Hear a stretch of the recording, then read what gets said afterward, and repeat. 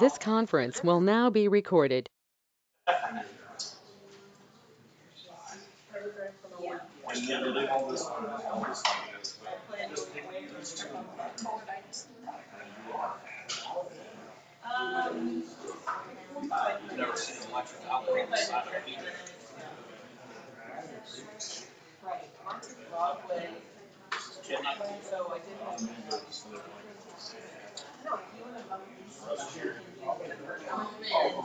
Kim is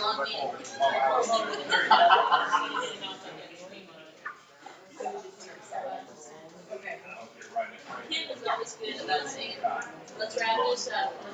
Oh, and I appreciate that.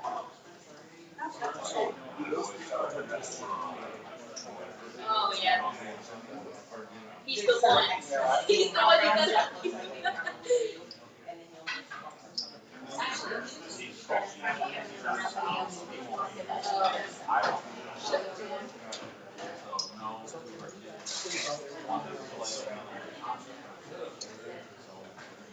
Is he?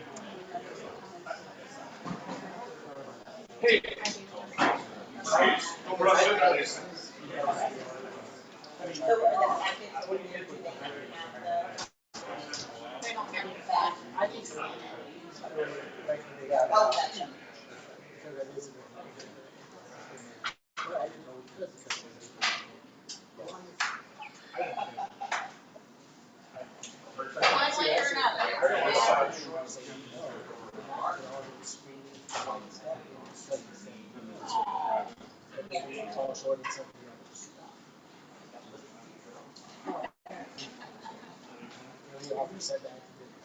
You just forget.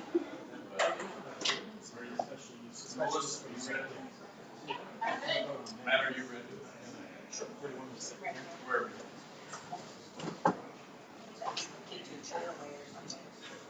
Well, good evening. This is the Tazewell County Land Use Committee, and I see a lot of familiar faces, so thank you for rejoining us. My name is Russ Crawford, and I'm the vice chairman. The chairman's not here, so I'm running the meeting. At this time, we'll call to order. Goddard. Hall. Here. Kreibel. Here. Nelms. Sin. Here. Smith. Here. Chairman Joseph is absent. Vice Chair Crawford. Here. You have a form. Thank you. We have approval of the minutes as item 2 on the agenda. I'd entertain a motion.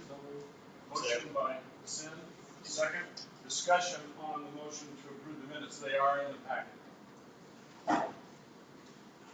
Hearing no discussion, all those in favor signify by saying aye. Aye. Aye. Opposed? Motion passes unanimously. Public comment. And if any of you would like to address the committee, you are welcome. And would like you to stand, and if you don't mind, I'd like you to come to the podium. I don't think it's mic'd up, but it's pretty close to it, so we ought to be able to hear you. And at this time, we open it up to anybody who'd like to make a statement.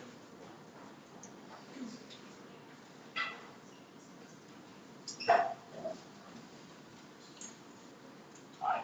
Can you state your name and where you live, and then go ahead with your statement? If anybody, by the way, has anything to pass out to the committee, you could bring that over here and then make your statement, then we can pass it out and have it while you're down here. Thank you. Go ahead. Yes, Emily Hopkins with EAP, and our office is 201 Northwest Main Street in Philadelphia. Thanks, Emily. And I wanted to comment on a few things that came up last week at the ZBA hearing. I'll be very brief. Firstly, permitting expiration and location changes after permits are approved. This is something that came up. The development of a wind project can take anywhere from 4 to 10 years. So allowing permits to expire after only 2 years would be incompatible with typical project timelines. We would suggest something more along the lines of 4 years in order to allow time for the developers to complete interconnection studies, state and federal permitting, respond to community input, and complete construction of the project. Additionally, prohibiting moving turbines more than 50 feet after a permit is secured would eliminate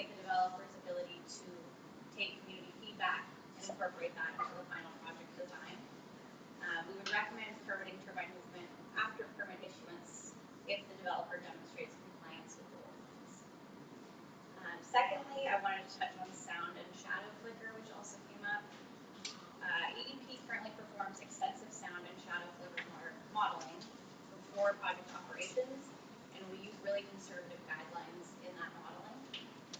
For sound, we're required to model for compliance with the Illinois Pollution Control Board, and continuous testing after project operations would add significant cost and operational burden to our projects.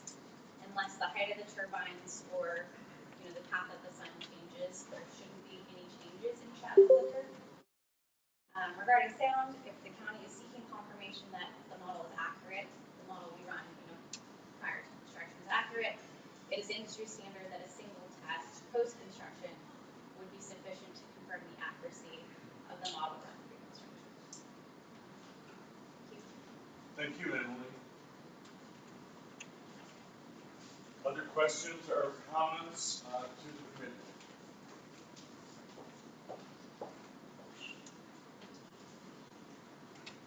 Hello, my name is Nick Sanford. I'm here on behalf of the developer for the 2 solar projects that are going to be considered this afternoon at the land use committee here. There have been 2 recent meetings at the zoning board. There was a meeting on Tuesday which went over the special use for these 2 solar projects, and ultimately the zoning board recommended denial.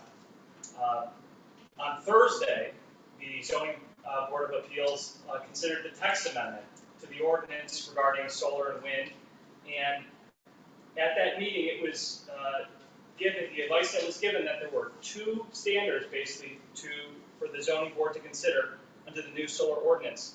The first was whether the project complies with the state siting bill, and the second is whether state and federal regulations are complied with. Those were the 2 standards that a solar project would have to satisfy in order to be approved in the county. At the zoning board meeting on Tuesday, the developer brought in testimony and explained that those 2 standards were satisfied. Ultimately, the zoning board recommended denial based on factors other than those 2 standards. So we would ask for this land use committee to reconsider and recommend approval to the county board of these 2 solar projects. And I'm going to invite up Dewey, who's from Cultivate, and he can explain a little more about why these projects are a good thing for the community. Go ahead, Dewey. I'll invite you up because he doesn't have authority to invite you up. Sorry about that. Thanks. Thank you for everyone for in attendance. So I appreciate the opportunity to present to the ZBA, and I appreciate the opportunity to be at the land use committee. Thank you for taking the time to hear the special use permit applications and adjudicate them. There are a number of benefits of these projects that you've all heard before, but for the purposes, since this is a different committee, I'm going to reiterate them because some of the members of this committee were not present at the ZBA. These 2 projects will contribute over $650,000 each in local property tax, well in excess of the existing property tax that is on the current land use. Year 1, we're looking at $30,000 of property tax to the county for one of these projects. That's a sizable amount of money. It's not indicative of a reason to approve or deny, but I just want to state for the record that is a consideration that needs to be factored into. Other benefits are, we'll be placing, per the county's previous solar ordinance prior to the amendment that occurred last week, the county required pollinator-friendly plan. These 2 projects have submitted a pollinator or have completed a pollinator-friendly plan and intend to follow the state Department of Agriculture guidelines on what a pollinator plan entails. Planting native forbs and grasses will enable plants and flowers to thrive in the area and allow soil that has been over-tilled, over-cultivated over many years to be rejuvenated during the life of the solar project.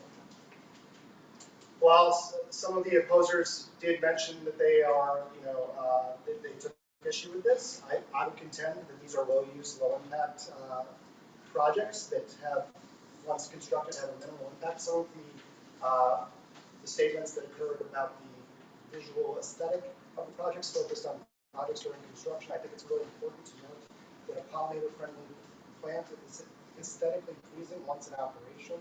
And I would just also state that the projects did submit decommissioning plans, which addressed some of the concerns about blight or improper decommissioning at the end of the useful life of the projects.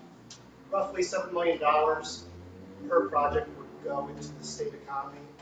This money would go into state, federal, local pockets. It would go into local construction workers who would build these plants, and there would be a variety of sales, local sales tax and state sales tax that dollars would also apply. With regards to the state siting bill, these two projects meet or exceed all of the state siting requirements, including the agricultural impact mitigation agreement requirement, which was in place as of April 13th. You go by the signature, and April 20th, you go by the date the State Department of Agriculture transmitted the documents to me. They meet or exceed the fence requirements. I've tried to take feedback from the neighbors to ascertain what type of fence they want, and we will continue to do so if the projects were to move forward, to try and get the fencing that satisfies the highest number of neighbors. Setbacks, the state siting bill set out minimum setbacks. These projects currently, under their preliminary design, meet or exceed the setback requirements that were added to the ZBA's decision as conditions. Further, with regards to setbacks, I want to really emphasize, I hear the feedback from the neighbors.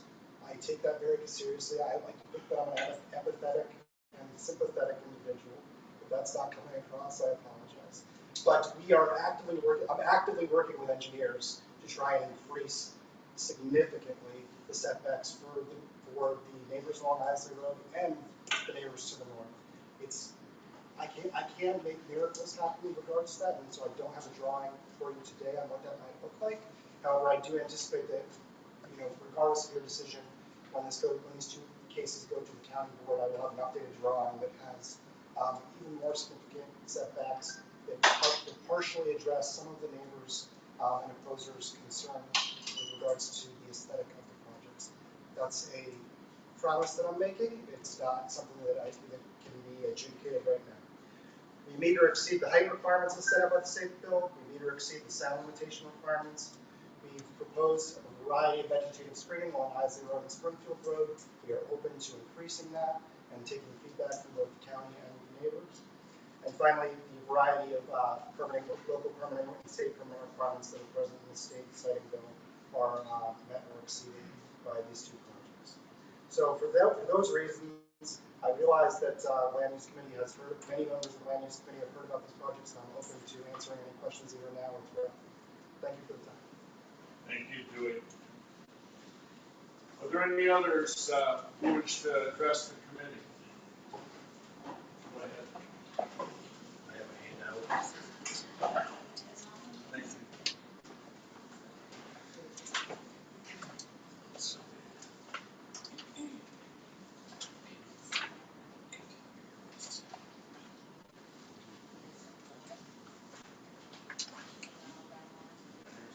There's 6 pages part from last week.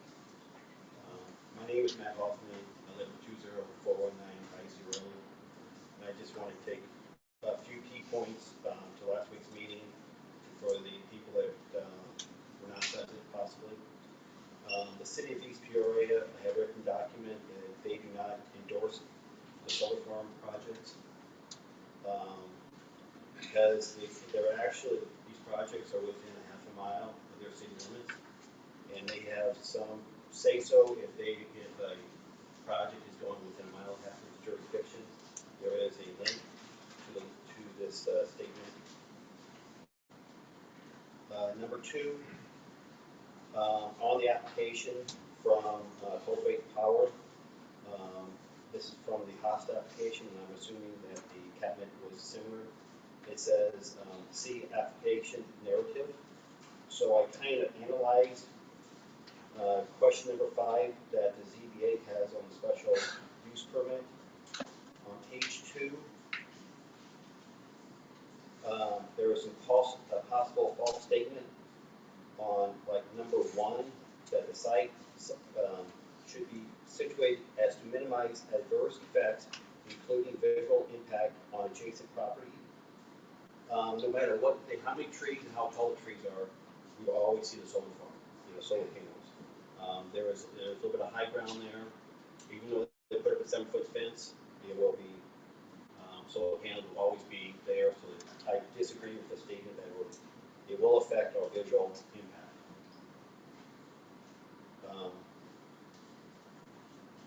Number 3, there was a comment about the use and enjoyment of our property.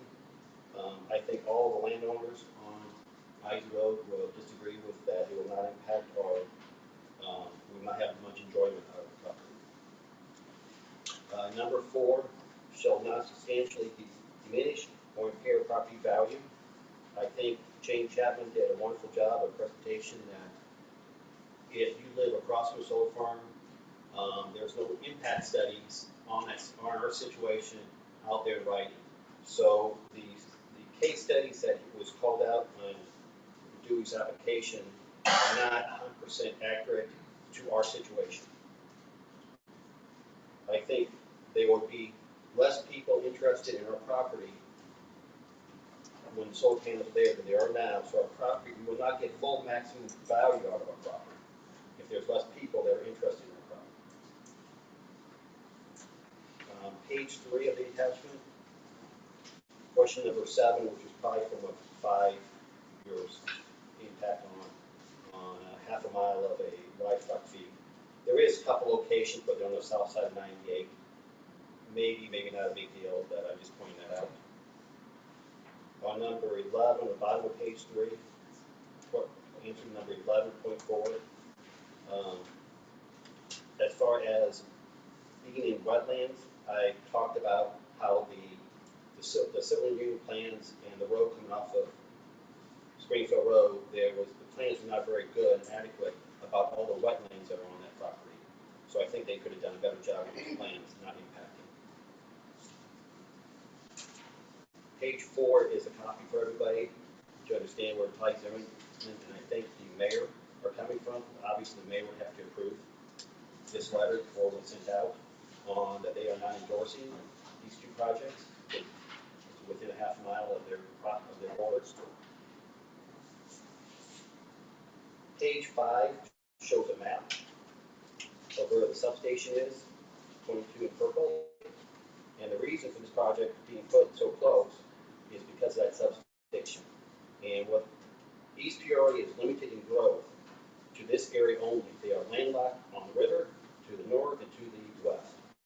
This is a great area for future growth of East Peoria, and possibly Morton actually city limits are 1.12 miles away. And the last page is a distance of showing the 2,683 feet, or about half a mile from the red dashed line is the border of East Peoria. That's all I have. Thank you, Matt. Thank you, everybody. Other presenters?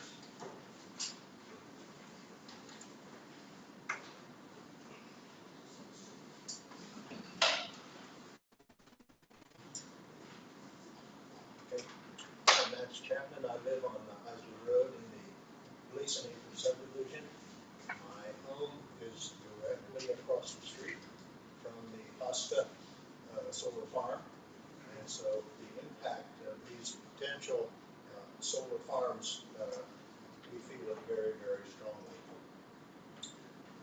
There is almost universal resistance to these solar farms being developed from many different quarters. We have political resistance in Representative Hodder, who wrote saying he could not endorse the project, even though he was generally in favor of green energy. I also read a letter from Ty Livingston, the East Peoria Director of Planning and Development, and he too could not endorse the project. And most importantly, at the end of his letter, he suggested that Mr. Clearfield and Cultivate Power seek another place, seek other locations for solar fields. There are, as Matt has listed, there are many problems with plans and developments, and I won't go into those. The other point I wish to make is that I think a reputable developer would this site in the first place. It was ill-fated, I think, from the very beginning. And in fact, I have talked with a solar developer in St. Louis describing our situation and asked him if he would be interested in this site. And his comment was, not if the residents are opposed, not if the people are opposed.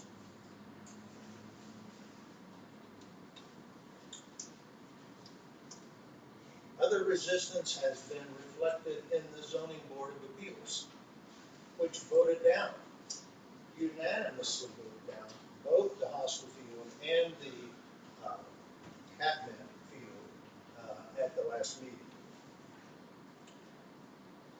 With regard to land use, I hate to see productive farmland taken out of production. And I think down the road, if the pace of solar development continues, ground-based solar development on productive land, we're going to regret it. Finally, I think maybe Matt was mentioning this, but I'll say it one more time. If these two solar farms go in, there is already a solar farm south of Broadway on Springfield Road. And if you go on down Springfield Road to Route 9, you see to the left the village of Tremont. And there is another solar farm. How many solar farms do we need along Springfield Road? I think it's getting excessive. So I guess in concluding, I would say that I join Ty Livingston of East Peoria and ask that Cultivate Power search elsewhere. And to do that, I would recommend that Mr. Clearfield withdraw his petition.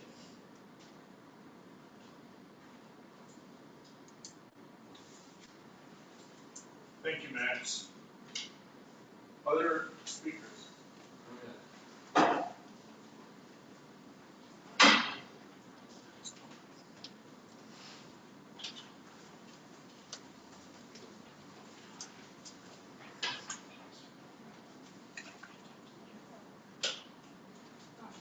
So my name is Amber Toll.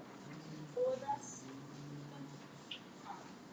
Go ahead, Amber. Okay. You gotta speak up though, because there's a machine back there that's making noise. My name is Amber Toll. I'm from Mackinac, Illinois. And I just want to mention that I shared some information with you guys by email today. And I basically added in writing many of the explanations and reasonings that I voiced at the ZBA hearing. So I hope it's used as a resource for you. I'd like to remind you that it's nice to say that the developer has to do something and should do something, but it all means nothing without remedy.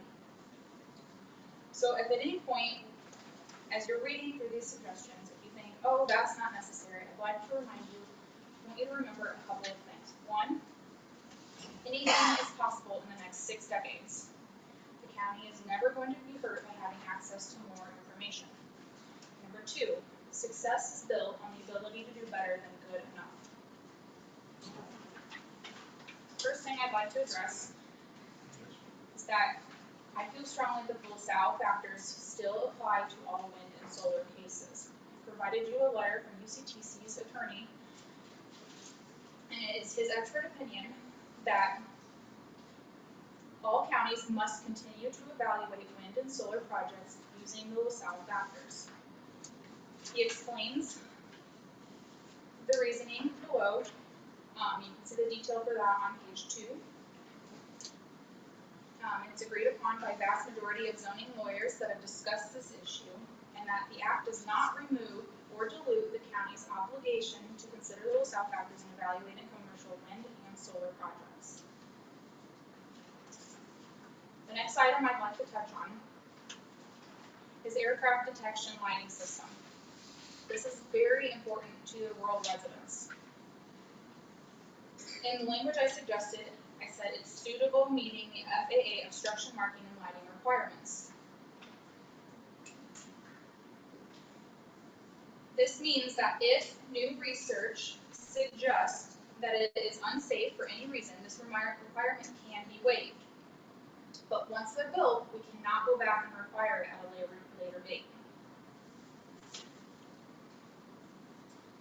Next item I'd like to clarify is when I mentioned that we must have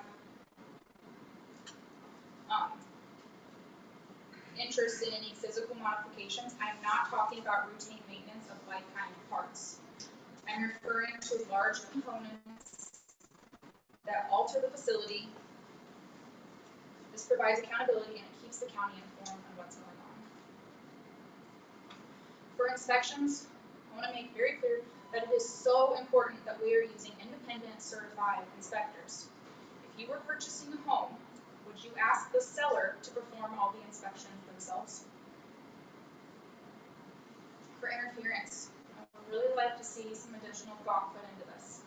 I feel that only addressing severe interference is extremely inadequate to me. For noise levels, under the new state guidelines, the county cannot change the Illinois Pollution Control Board standards. But what the county can do is ensure that all guidelines that are present are met and that the citizens are not left defenseless. And again, we need to see independent certified inspectors performing these testing.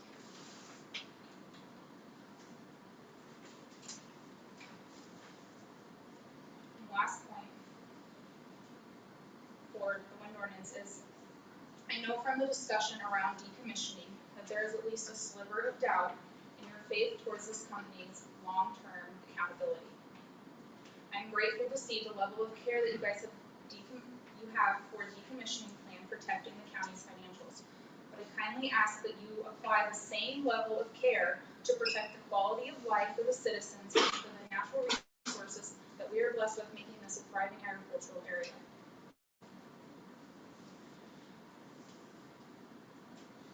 So now moving on to the public's participation. It is necessary for a meaningful and successful ZBA hearing to have public participation. So I'd like to touch on the public notice again. For wind, I'd like to remind you that the ZBA hearing will likely not be a scheduled ZBA hearing. It will be a special case. This is not for all cases. This is for a wind project where an application comes once in a long while. And the impact of the towers of this scale will span out much past the participating properties, and their impact will be felt for the next 6 decades. I've provided an example timeline that maybe we could consider in notifying the public, even if an early notification is just letting them know of the date so that preparation can begin by posting on the website, and the legal notice is then posted later. I also feel very strongly that for both wind and solar, the notice goes past just the adjoining property lines. I brought with me an example of a wind project map that shows how there are spaces where there's not participating properties and how it can encompass such a large area. For solar, maybe it's not 1 mile, maybe it's a quarter mile, or maybe we add additional language that suggests all home and landowners in unincorporated parts of the county are notified to avoid getting into the cities. Either way, I do think we can do better on our notification to the public to encourage public participation and to provide adequate timing for them to prepare and bring forth the most relevant and complete information at the hearings. So there's many other points, and I know it's a lot to read. None of them are less important than the others. I just wanted to touch on a few that I wanted to make sure you didn't miss. Thank you. Thank you, Amber. Other speakers? Go ahead. My name is Carol Vance. I live at 20185 Isley Road, East Peoria. And first, I have about 3 responses to previous speakers that I would like to make, so I apologize if these seem a little disjointed and random from what I'll say in just a minute. But first, in response to the projected tax benefit that these solar panels, which, by the way, I'm sorry, I should have qualified myself. That's what I'm here to speak about tonight, the solar panel special use permits. The projected revenue that they may bring in, I just would like to ask the board just to consider the potential loss in tax revenue that may occur if our residential property values decrease, which those of us who live out there fully expect that they will. And as pointed out at the ZBA meeting last Tuesday, there is not research to support that the property values will not go down because the case studies are not similar to ours.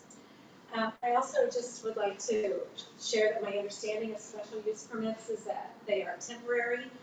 And in the case of our neighborhood on Isley Road, by my estimation, there's about 3 families that I would say are under the age of 30 or under. The rest of us are greater than that. And so for us, it's not temporary. For the majority of us who live on that road, this is how we will spend the rest of our life and leave property behind that may be difficult for our children to sell. Finally, and I may be misunderstanding one aspect of Amendment 63, but I thought that I had read in that possibly the zoning board would have the right to assess a $50,000 fee or deposit. I don't know what the proper wording would be for that, but I know on Thursday at the ordinance meeting, there was a lot of concern about, to Amber's point, if we started notifying people further out the cost of that. But if we have the ability to charge these fees, I think we should. I think it, first of all, would separate the more and less serious developers, and it protects us. And I'm sure that the county has experienced some expense already on these 2 solar projects because we've come back a second time for a second zoning board meeting, and the first time had to come back a second night for the vote, which did not occur. Now to my prepared statement.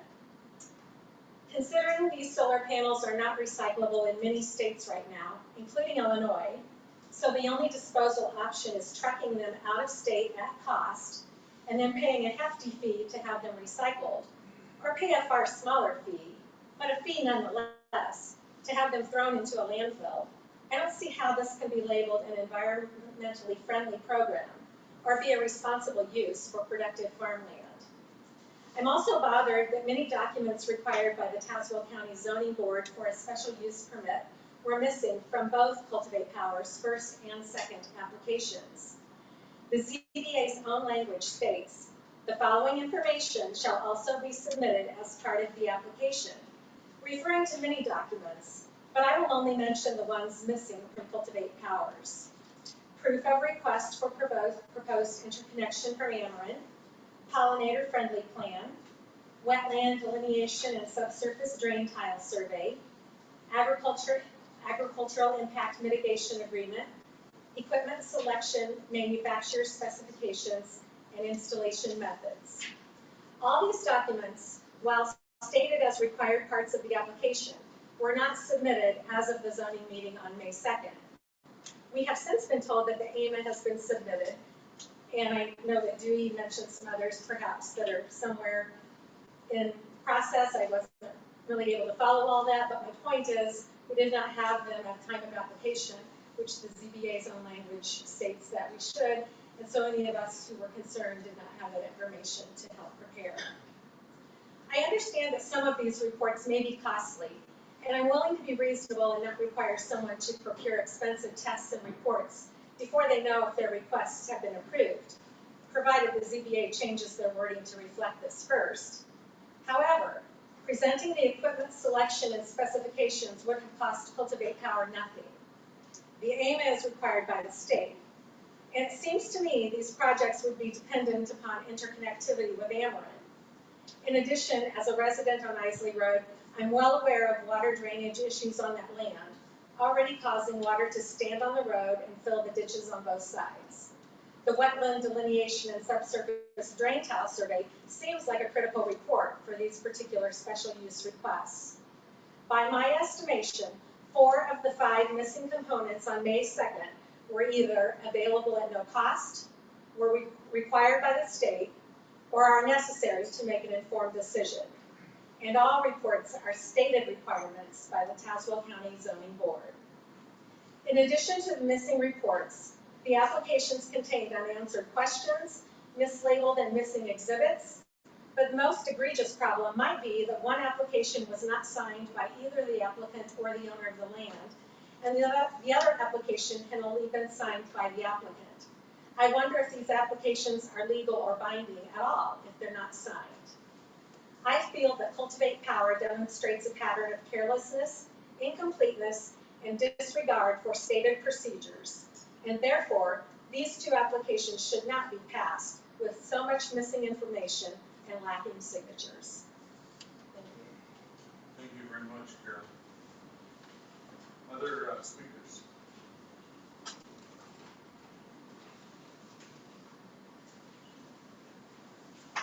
Hi, my name is Kathy Denard. I live at 20439 Isley Road. I want to say that I agree with all the statements from my neighbors. I'm a little out of my comfort zone here, but I just do have some concerns. One of those being damage from storms, and I know that's been addressed before at the ZBA meetings, but in the storms over the weekend on Sunday night, we suffered damage at my house from those winds. I don't know what the strength of those winds were. It wasn't a tornado. I'm assuming it was more straight line winds. And we've seen damage from those types of storms, not just in our area, but in Iowa, where they were reaching Category 2 hurricane winds, whatever that limit is. So I'm concerned because there are no wind blocks coming that direction. If the wind comes from that direction again, what happens? You know, my fear is solar panels become projectiles. And where are they coming? They're coming out my house. So that is a big concern for me. Another concern, obviously, is our view. That land is not flat. When they plant beans in that land, I cannot see Springfield Road from my house. So whether, I agree with whoever said whatever kind of trees they plant, I'm still going to see solar panels. And that is my view from the front of my house. So I think that encroaches on my enjoyment of my property. I'm concerned about the amount of power poles that are going to connect, and that was stated at the previous meeting that they were going to come across Isley Road and connect to one of the already existing Ameren poles. When I drive by daily, the 2 farms, the one on Springfield Road and the one on Route 9, there are 6 power poles in front of those. Those don't look like huge solar farms to me, so I don't know how we can get that down to 2 or 1 poles like we heard last week. I don't want to look at those poles. Those are more poles that I have to look at. I'm concerned about in the winter we get a lot of ice storms, and typically the wind will blow from the east or the west in those storms. That's where it would affect those lines, and I'm concerned about those lines coming down with the amount of ice that we get, and we've got live wires then all over our road.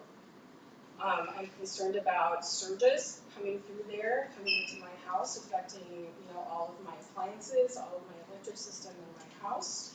If you add more poles and more electric wires coming, I think that's a concern for me. And that is not something that I want to happen. But I am concerned, since we did have damage from that storm, that what happens to my property if those solar panels that I know are rated to whatever tornado string, but the storms aren't getting any smaller these days. So what happens to those? They become projectiles, and they're coming at my house, they're coming at my neighbors' houses. And that's a huge safety concern in my opinion. Thank you. Thank you, Kathy. Yes, sir.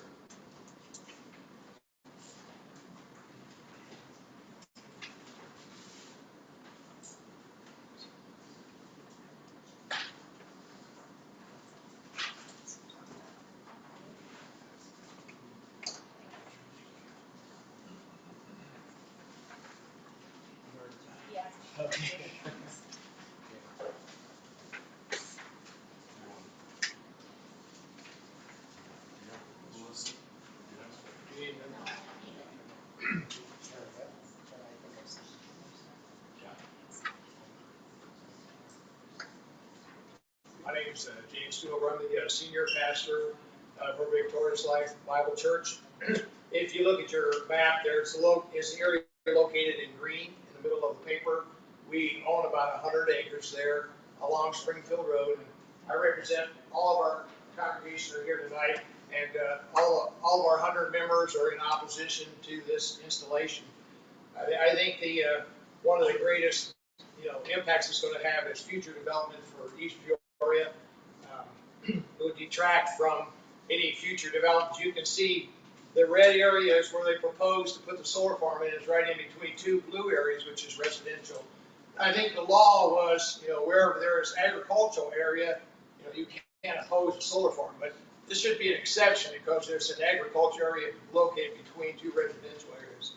This is a prime area for East Peoria expansion, and like I said last time I was last meeting, historically they've tried to put other things in like the Pekin Prison some years back, and it was greatly opposed by all the community, and it was voted down because that was the area for East Peoria expansion.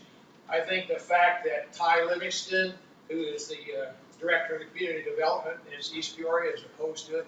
Bill Hodder, our state representative, is opposed to it. All your neighbors are opposed to it. As I mentioned, the Bible says, as you would that men do to you, do to them, and love works no ill to his neighbor.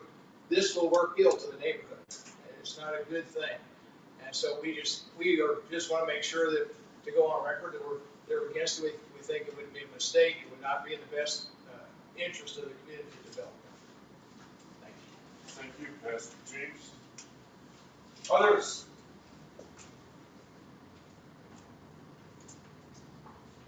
Others twice. I'm going to call 3 times and we'll move on. Yes, sir. Mr. Bear.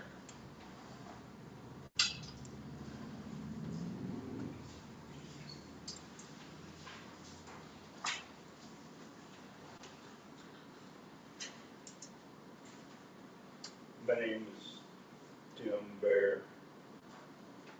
In my comments tonight, I want to reference my comments at the May 4th ZBA meeting where the question was raised, what is the purpose of setbacks for wind turbines? I believe that it was agreed on that public safety is the primary reason for setback requirements.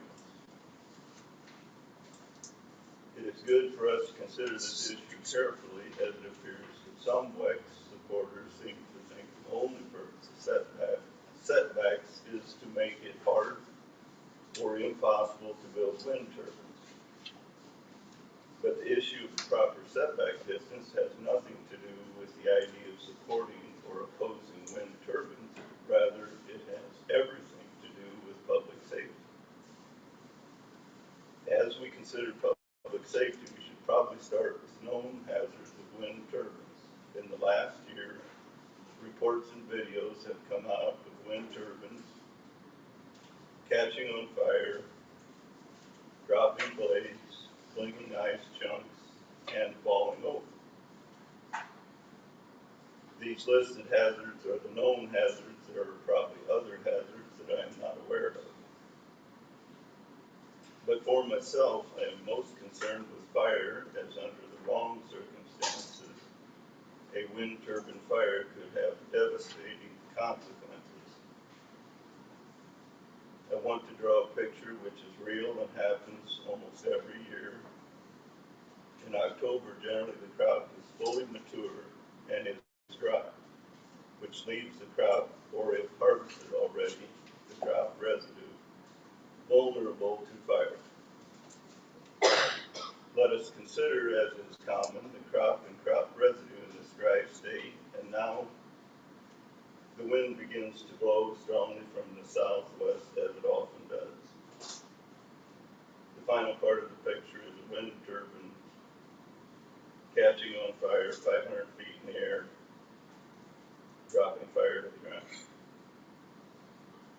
I believe state setback requirements for a wind turbine from a non-participating resident is 2.1 times the turbine height. For most of us, this is not a picture that we want to see. But the issue is not whether we want to see this, Rather, the question is, how can we best protect against such a scenario? For me, the obvious answer is more distance between wind turbines and residences.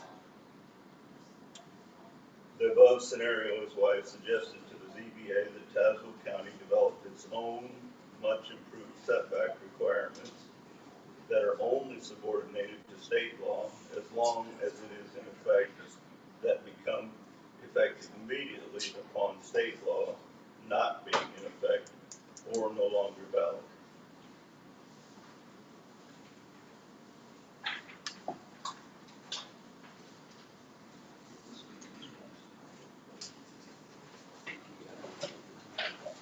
Oh, I'm sorry. That somehow got, is that, I think somehow, yeah. That's okay, Tim. Have you completed your statement? Yeah, I'm Thank you very much, Tim. Hi, Brad.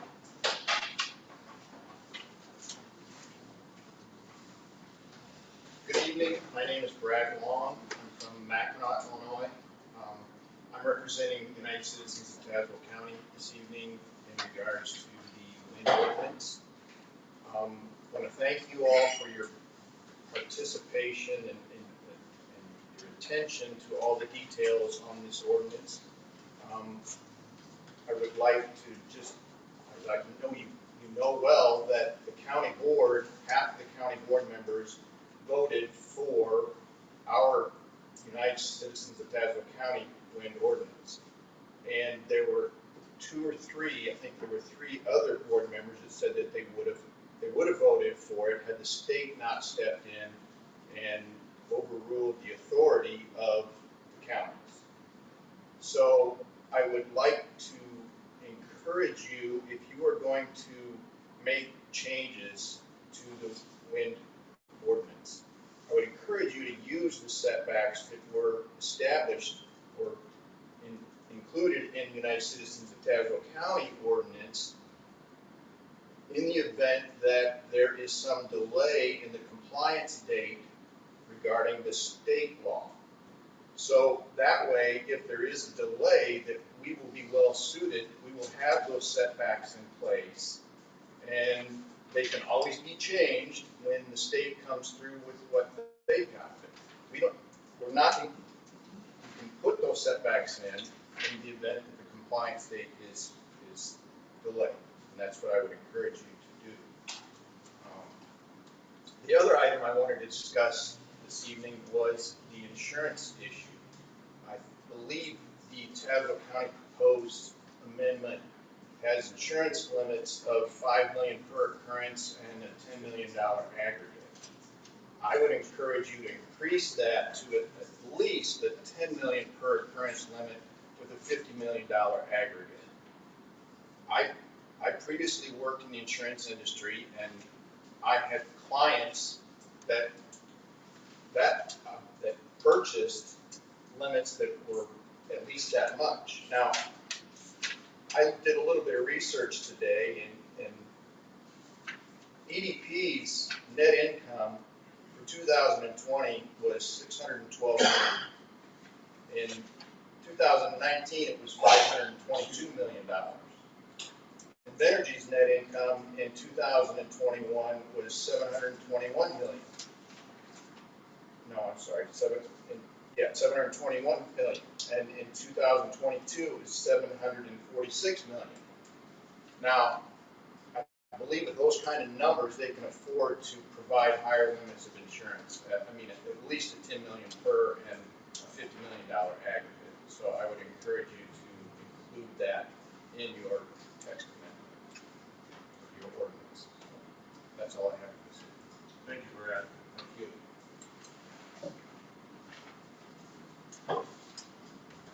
Anybody else wishing to address the committee? Yes.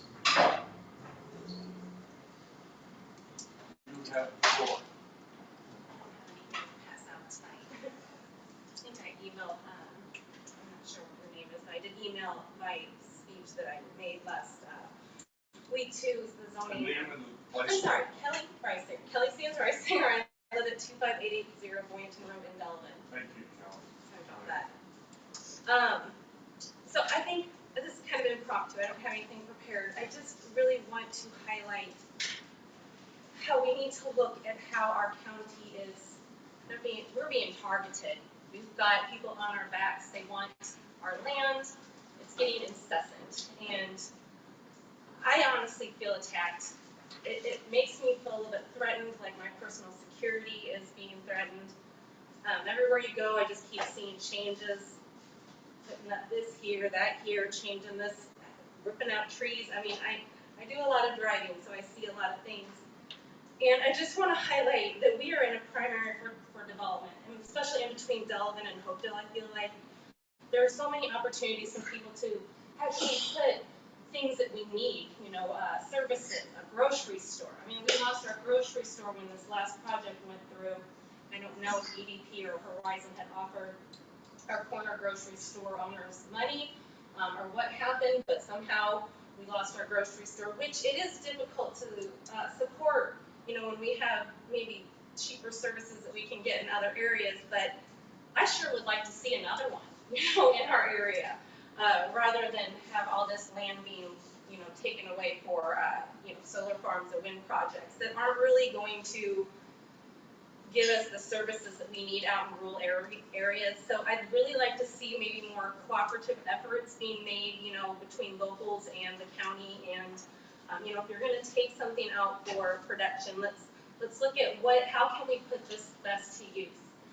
What can we do together to really pull in people to our communities so that we can grow our populations and hire local people to build that economic growth and development. I mean, when they highlight how all this money that they give to the county and school districts, but they only employ like a very small fraction of people that actually live here. I mean, that's a concern for me. So I'd really like to see ways that we can try to support each other better. So I think that that's all I have.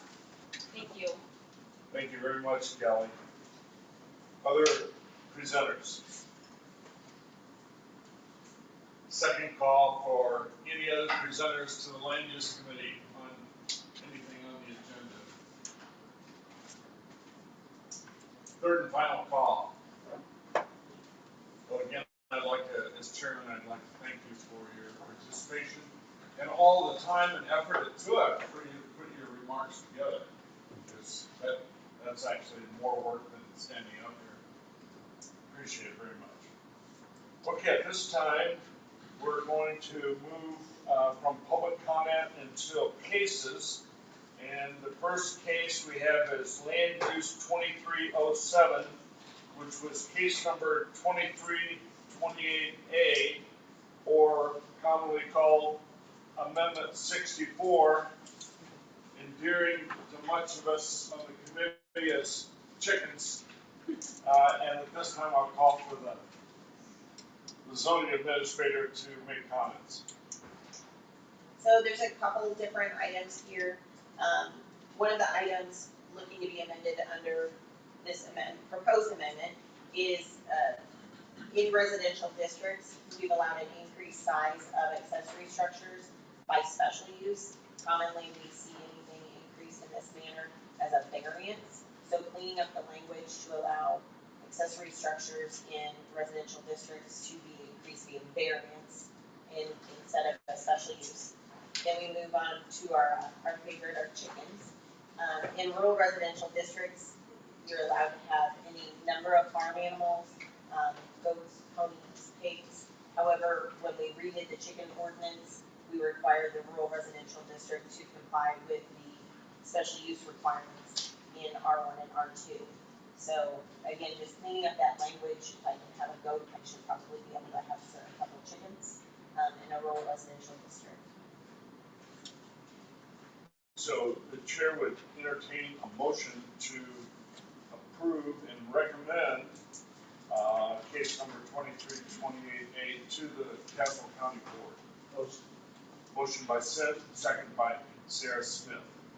Discussion. Question? Yes. Just the accessory buildings is just switched from special use to variance, is that all this is? Correct. it doesn't, we dealt with the size, issue before, and this is just changing the application.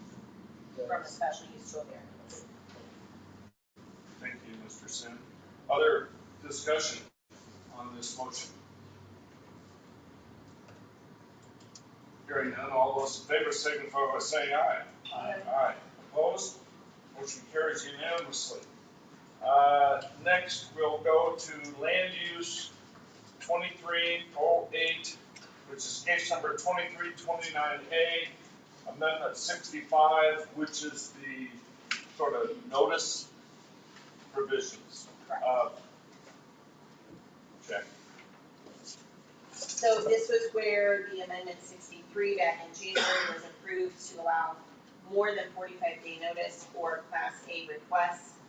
Once the state came through and said we couldn't have more than 45-day notice, or it needed to be less than 45-day notice, we reverted back to our not less than 15 days, because by law that's the notice we have to give, but not more than 45, which was increased from our original 30.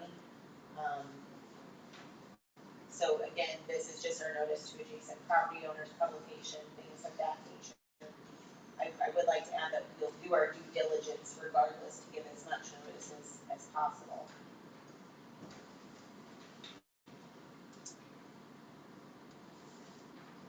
The chair would entertain a motion to recommend to the full Tazewell County Board the approval of 2329A.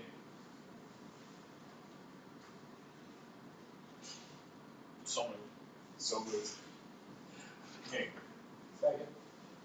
Motion by Jay Hall, second by Greg Sin. Some question? Chair's open for discussion, Mr. Yes. Sin. I know, there's been much discussion on the expansion of this, and, almost, so I guess we live now in a society of information underload. We can get we get this on Facebook, this, but nobody takes papers anymore and stuff like that. Nobody, I don't know how to communicate to public, what's going on. Nobody's gonna, you don't get the paper, but even if you take, you don't get it 3 days a week. Yes, and then you got my legal, so I guess I understand that part of it. I don't know how to, fix it the way some suggested, like with the sledgehammer with overabundance. I'm trying to find a middle ground to how to contact people in a convenient manner, but not an overburdening manner. And I don't know if this is that issue that we've been discussing, but so on these certain, Jackie just said make the best effort. I guess I'm going to ask her to state best efforts. So I think we discussed at ZBA, and Amber kind of touched on it just now, that although we may not be able to get written notice out or mail notice in much more time, it would be really hard for us to target 40 days to get written notice out, but we can by all means get something out on our website immediately with regards to what has been submitted, and then just more details will come, at a later date, or at least that would give notice that they're welcome to contact the office and find out the details of what was submitted. So trying to come with a central information base that people can go to and stuff like that. So, okay. There's a general problem going on with these certain classifications. They've been in the works for several years until they come to us for that 45 days. It gives the appearance that we're working, that things are going without, with the county approving and stuff like that. Like I said, I hear something massive going on in the southern part of the county, massive, but we haven't got it yet, and we haven't published. There's nothing that we can publish and something like that. So there's this whole process seems a bit odd that so much goes on before it comes up to our, I call it a minimum 45 days to get information out. But again, that's a probably different area. But again, some of these are years in advance, and I know some of these other projects have been years in advance. But it sounds like we've not been a part of them until they come to us. So this sounds like the best we can do is the 45 days. I think we want to do more, but this sounds like the best we can do.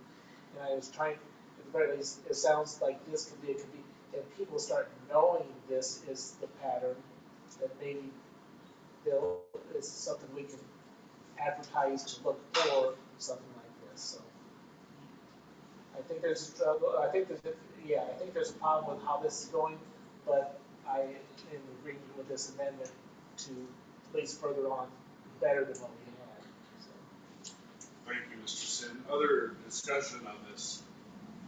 Go ahead. So if it was originally, you said agreed on for 30 days, but then the state came out.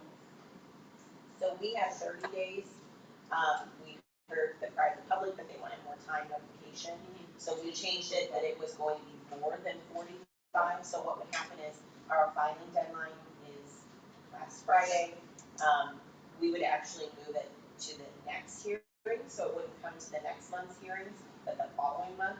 So it was more than the 45. But then when the state says you can't have more than 45, that's when we had to back off and hit our normal deadlines. So could we go after 30 days? So, Matt, you're the legal counsel. Do you want me to surrender the chair to make some comments? Because I do have some comments. As vice chairman, see, I'm unfettered. I can say whatever I want.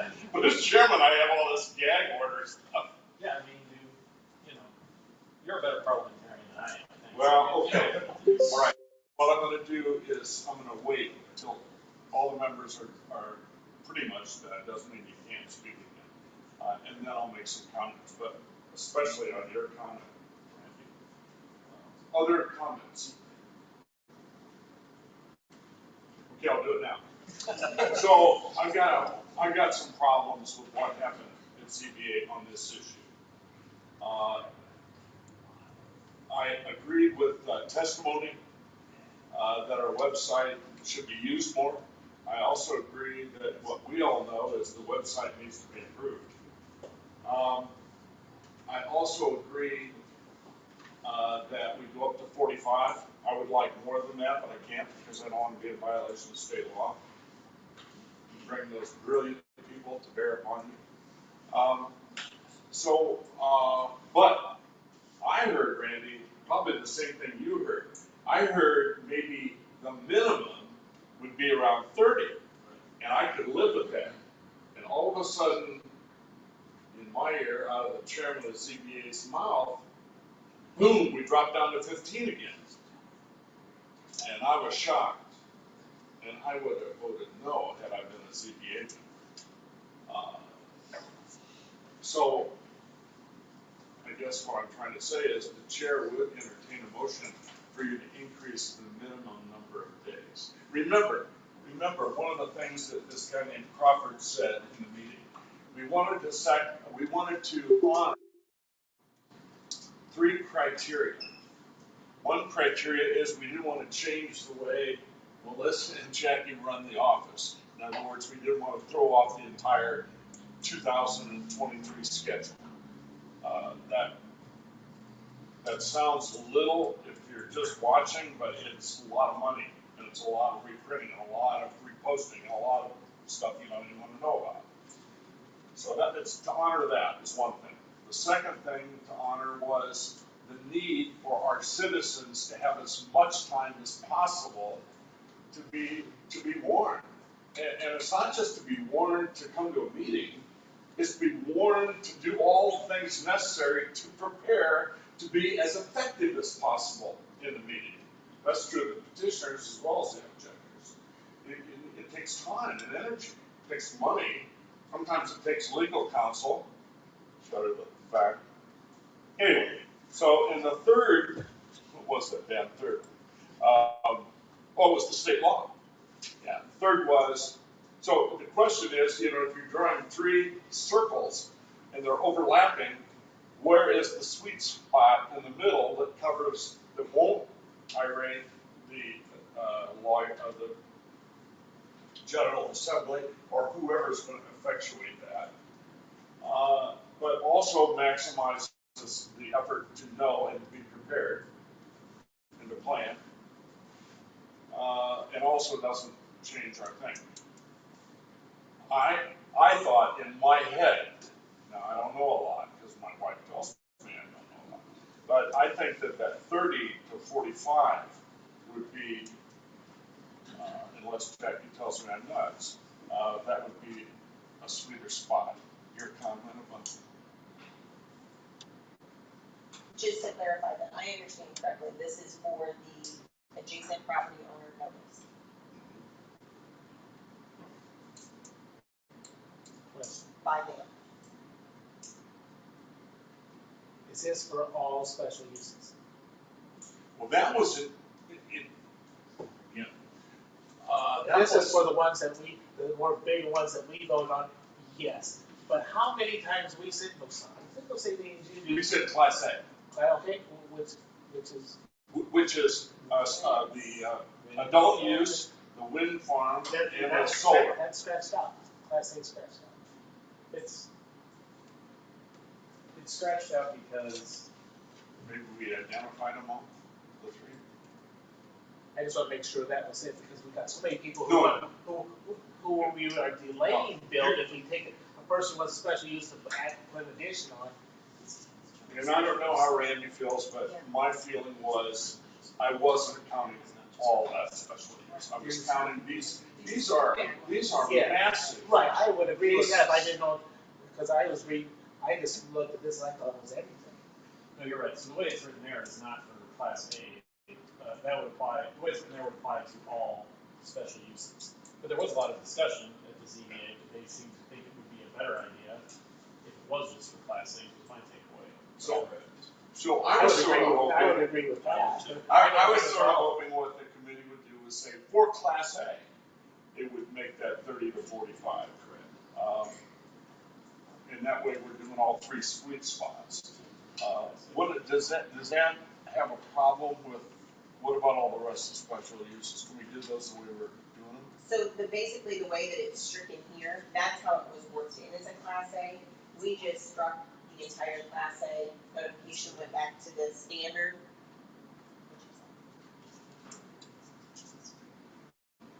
Yeah, so it's gonna be, this is our standard notification. So the way that it was written in here before, any Class A related request, variance, special use, anything, we included the Class A notification, we just struck that to go back to the standard. If you wanted to do that, we could go back to, adding the sentence that is stricken, provided that notification related to Class A zoning cases, the publication shall occur, and then it would be, 30. that's right, you tighten it up. No less than 30, no more than 45. Right. Now that's good, because I hear it was everything, and that didn't sound quite right. I knew the intent, but it seemed like it's something that worked out. My God, I know I'm having a good night if Sin's agreeing. Do we need a motion to make that amendment? We need a motion to make that amendment. Randy, would you like to make that motion? That amended motion? So I want to make an amended motion to change this, to have it say 30 to 45 days. For Class A. Class A. Which are the wind farm, the solar, and the So adult. no less than Some of 30 you days. guys have sat through adult use. I have. They are ugly. So do y'all want, for Class B, do you want it to still be 15 to 45? Yes. Is that what your amendment is? Yes. Or is that 30 to 45? So I think Graydon got a good point. It was just I something think we wanted that, to put. I think that needs to be just a Class A. All right. Is everybody? Okay, then I have a motion by Kriebel and a second by Smith. Now discussion that we've already had.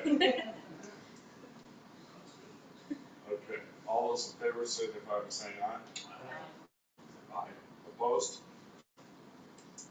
The amendment passes unanimously. And now we're back to the main motion as amended. Other discussion? Hearing none, all those in favor signify by saying aye. Aye. Aye. This is the recommendation of the county board. Aye. Opposed? Motion to recommend to the county board unanimous. Thank you very much, committee.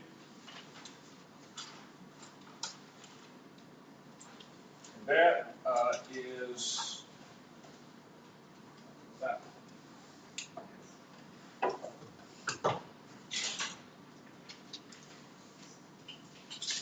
So we are down to 4 left.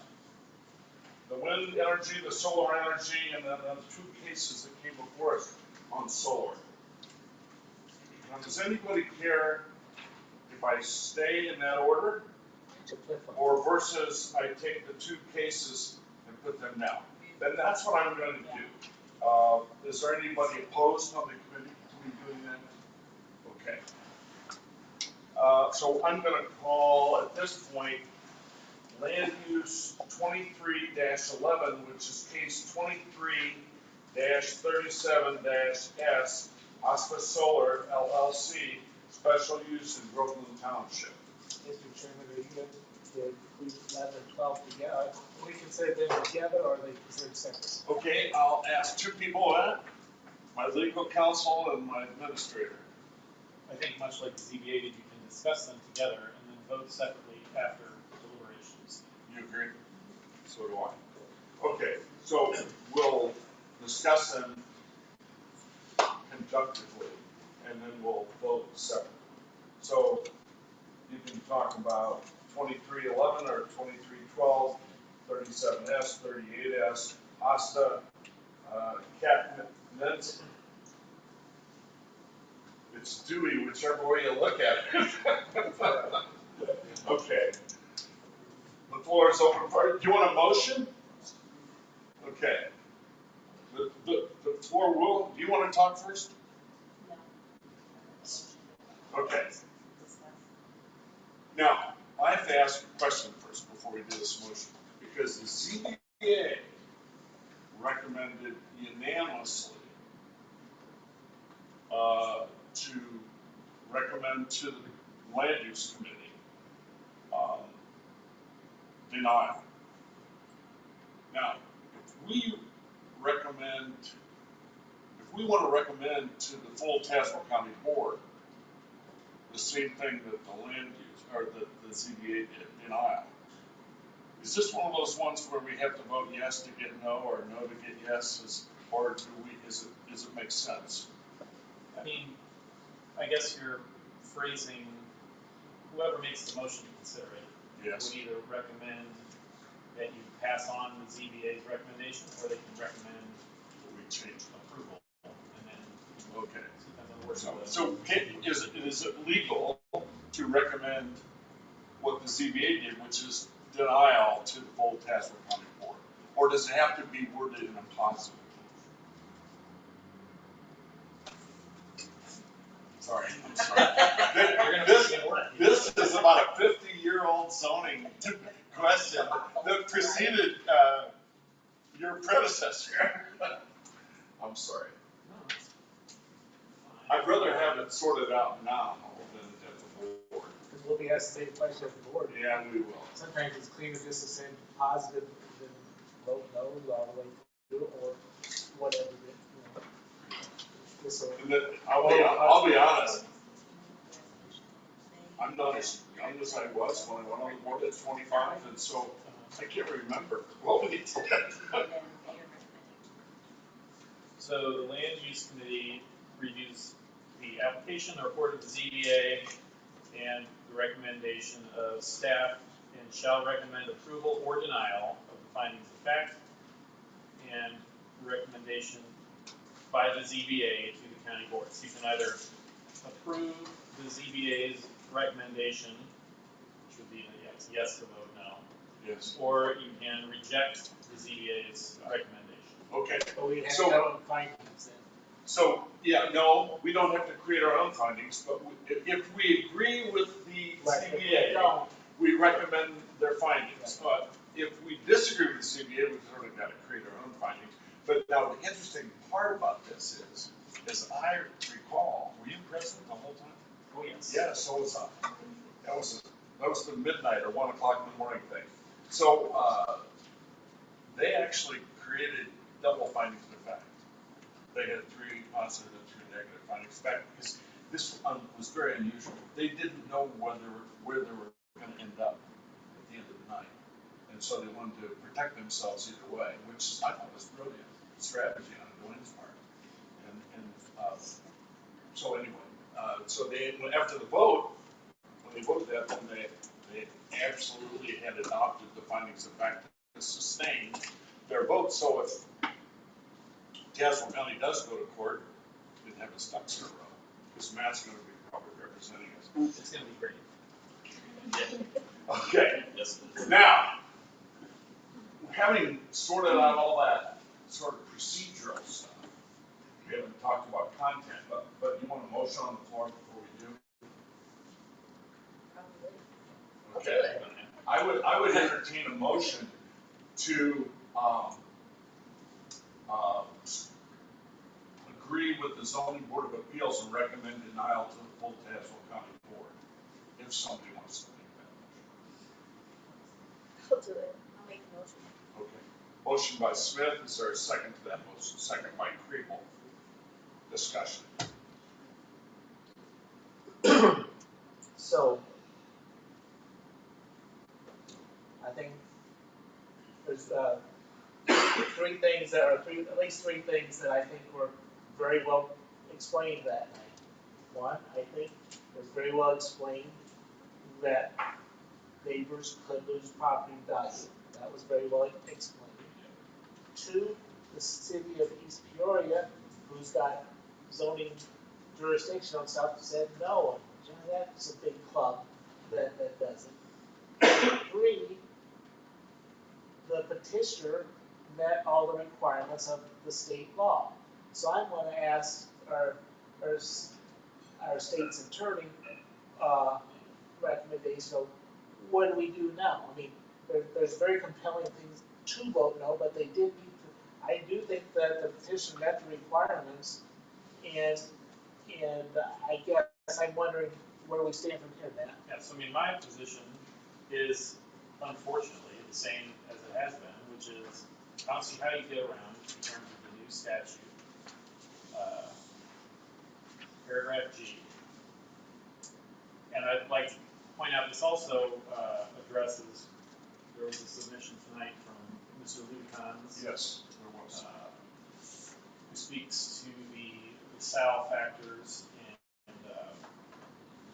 he says he doesn't believe there is language in the statute that evinces an intent to remove the LaSalle factors from consideration.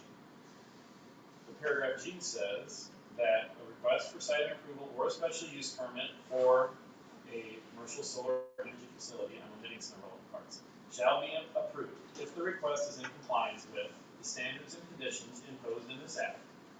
The zoning ordinance adopted consistent with this code, which is going to be basically exactly the same as what's in this act, and then the conditions imposed under state and federal statutes and regulations.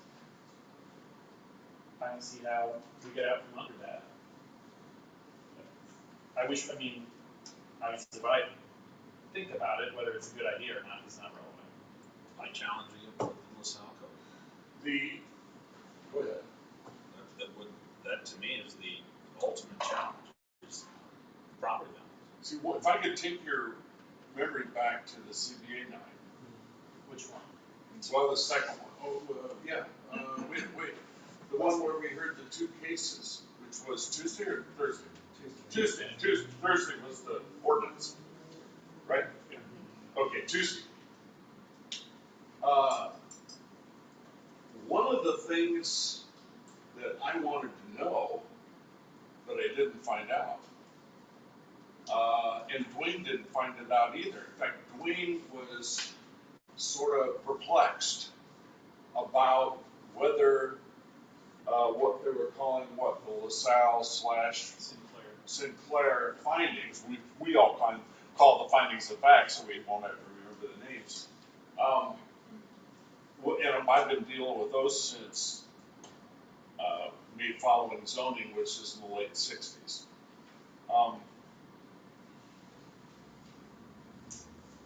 He wanted to know whether that law flushed those findings down the toilet. I mean, he didn't say it like that. He's much more polished than I am.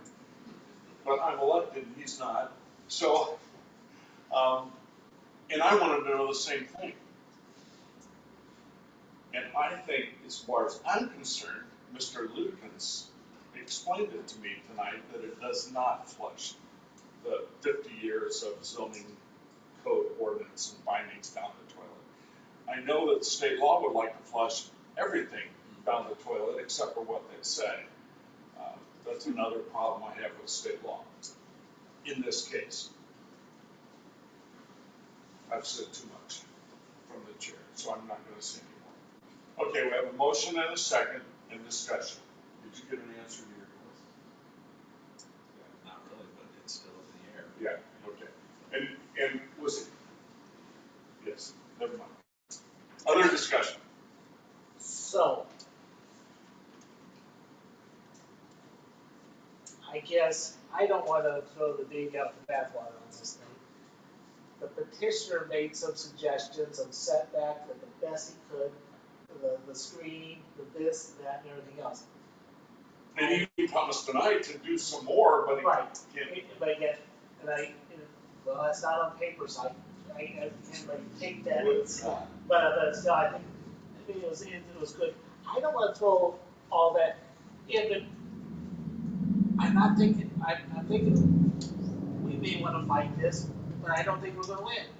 I think he said that we're not going to win.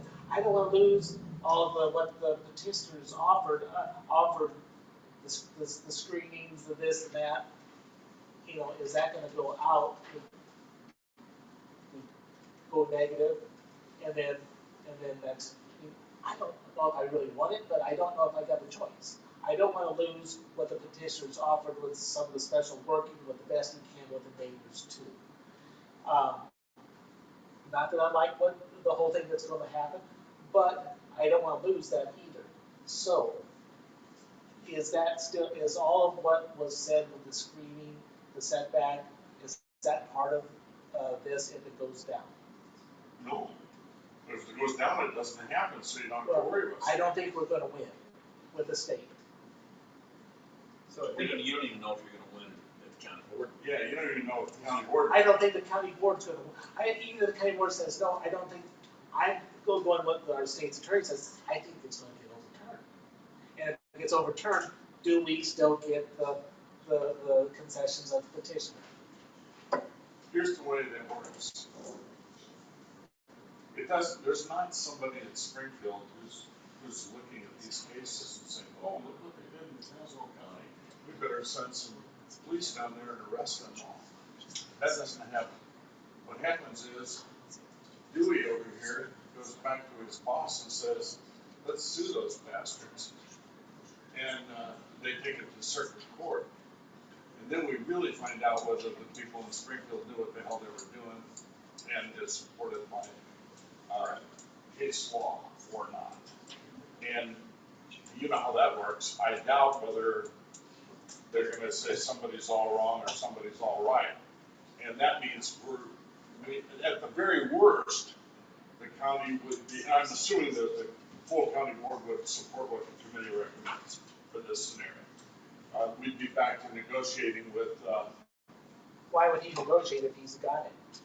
Oh, he wouldn't. Because we wouldn't approve it. If we lose, we got. The only way that would happen, Mr. Sin, is if a sitting circuit court judge would rule that he won the whole thing and he can do whatever he wants. And I'm willing to bet my entire political reputation over 50 years that ain't going to happen. You're saying the judge would send it back to the ZBA? He would say, you betcha he would. Yeah, send it back to the CBA with maybe some guidance and probably some recommendation to approve all those stipulations for working together, teamwork. But our biggest issue, remember, is not these stipulations. It's in the wrong place. That's the key. We are not against wind energy. We're for wind energy. We want wind energy. We even want Dewey's boss, or his company, to do some wind energy. Just not where there's people. Just not where all those people are going to. Remember what I said that night about if I was the consultant to the wind energy or solar energy company, I would recommend that they just Like put you someone would, who's you not. would recommend they'll all go out to where I'm at, where there's supposedly nobody Yeah, out there, and since there's less people that turkeys. complain, so we got 1,000 people that complain here and only, 50 here, so I don't like those odds either. But still, yeah, I mean, there's a whole, it needs to be challenged. Is this the one to go to bat on? That's, But it's- how do we throw out precedents? I don't get that. Yeah, this is important. To me, this is important. It's not to the state, but to us, to me, this takes precedence. It should. This, I'm this not thing, an in attorney. fact, I want a copy of this to go to the ZBA chairman because this is the thing he couldn't answer. Because he's not a lawyer, in all fairness to him. I'm we not got either. one here, Yes. and he says what? Well, he read that quickly because it just came up in the testimony tonight. Amber, and was Amber? When did you get that? 4 o'clock. It's 4 o'clock today, so it's pretty fresh. You're referencing the factors? Yeah, the factors. The LaSalle, Sinclair factors, whatever they are. I mean, I think the key provision of this letter, I believe he's right about the standard, is whether the legislature's intent to alter or abrogate the common law, the LaSalle factors being the common law, is plainly and clearly stated. So this, I'm looking at page 2, in the big paragraph, about 2/3 of the way down. The question is whether the legislature, in passing this new public act, the new statute, clearly and plainly stated an intent to alter or abrogate the common law, the Sinclair factors. And he says they don't. He doesn't specifically address paragraph G. I mean, not that I noticed in my glancing through here. I think that's tough to read without finding a clear intent to establish effectively statewide zoning standards for wind and solar farms.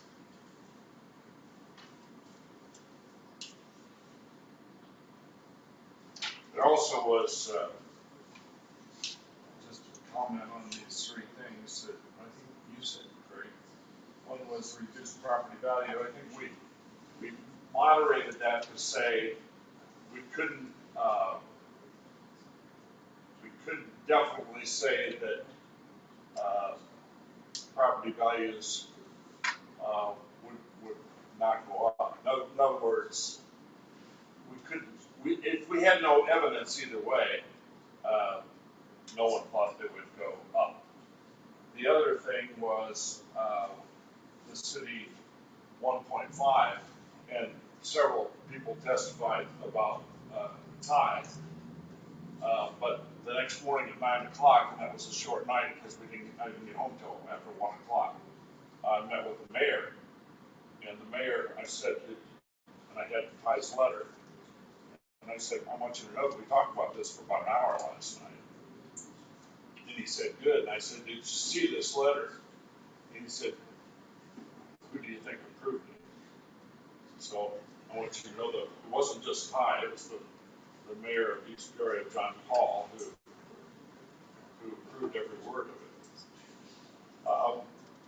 And if you think, in all fairness, if you want to talk about Dewey's company going to court, City of East Peoria could very well go to court and say, you're blocking our only opportunity to expand, and we're not going to allow it. So we beg the judge to allow us to continue. So there's all kinds of things, and nobody on this committee has a crystal ball. So we need to do what we think is best. And if you want to vote yes, vote yes. And if you want to vote no, vote no. And the floor is still open for discussion, but then eventually we're going to, because we got other things on our agenda that are big things. Go ahead. Anybody want to talk more, or should we vote? Add one more comment. Yes, go ahead. We're talking A1. Yes.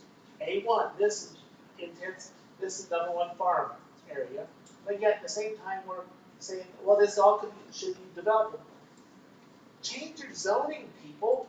If this is what you want, change your zoning. I mean, A1, could it be a lot more obtrusive agriculture stuff that's permitted, they could go in today, than what you can do, you know, change your zoning if you're within that circle and stuff like that, and protect yourself if that's what you want, I mean. Well, the way the current, may I comment? The way the current law is written, you're exactly right, and you agree? Because it's the ag zoning that then allows all that stuff to come into play. These people, oh, we love the ag, but then also we want the buildings, and we want the, no, I mean, it's just a placeholder until something else happens and appears. Yeah. I value A1 more than anybody, but I think everybody just use this as a placeholder. Well, we love it, but only because it's nothing. And I would bet even some of I went to college with Don Harmon, and he's president of the Illinois Senate. And I was a very strong conservative, and he was a very strong liberal, even back then. Things we haven't changed. But even he would probably say, if I called him up, and I have not, we were talking about agriculture earlier. We weren't talking about residents, because this is so unusual, like the pastor pointed out, where you got resident, agriculture resident. The blue, then the pink or red or whatever it was, then the blue again. Well, I'm sure there are some senators who voted for this who wouldn't have voted for that because they didn't realize there were going to be people put in jeopardy. So, anyway, I've said too much again. More discussion, or let me call for the vote. Go ahead. Yes would be going with what? A yes vote would be to recommend denial to the full county board. But it'll only be, we decided, remember, to split the vote, so it would only be on the first one, which would be LU 2311. We'll do the other one after. And so it'll be recommend to the board to deny, which was in support of the zoning board of appeals. Could I just mention real quick? Yes. I do want to say, I'm not very familiar with the municipal code. If there is some sort of action that East Peoria can take, it would probably be under that code. Yes. And it might not be, it might be separate and apart. I would expect it to be separate and apart from the county level action. So there may be something else. Well, they don't have their own court system, so they don't have to go through county court. No, it would, but unless they go through the Illinois Municipal League. But there's no court system in the Illinois Municipal League. They would appeal it administratively, and if that didn't happen, they'd go to court. Yeah. Okay, let's call for the question. Paul, Yes. Tybalt, Yes. Sin, Yes. Smith, Yes. Chairman Crawford. Yes. Motion to deny is approved. Okay, let's call the second one LU 2312, because we had full discussion. Case number 2338S, Catnet Solar, special use, Groveland Township. Do I have a motion on that? Would it be the same motion made for the last one? Motion to recommend denial to the full county board in accordance with or in support of the ZBA recommendation. Okay, there's a motion on the floor. Is there a second to this motion? Okay, motion by Hall, second by Kriebel. Discussion. Okay, all those in favor signify by saying, well, no, call the roll. Sorry. Crable, Yes. Sin, Yes. Smith, Yes. Paul, Yes. Chairman Crawford. Yes. Aye. Motion to deny approved. Okay, now we go to, unless I'm wrong, remember you hit me. LU 2309, case number 2330A, wind energy amendment. And just for the committee, I've asked the administrator to not only start this off, but also give us options, because ZBA on both these said, well, what about this, well, what about this? Well, we won't do it because it's gonna go to land use anyway, but we'll send them the language if they want it. And some of the language was pretty good. I wish they would have gone ahead and made recommendations, but they didn't. It's the kind of decision that happens after 10 PM. That's well said. Well said. It was hard for me to follow some of them after midnight. Anyway, this is gonna take a little bit of time. So don't get impatient, committee. They can leave whenever they want, but you can stay, you're welcome to stay the whole time. But some of this is gonna take some time to go over some of these things that ZBA talked about, but didn't necessarily recommend to us.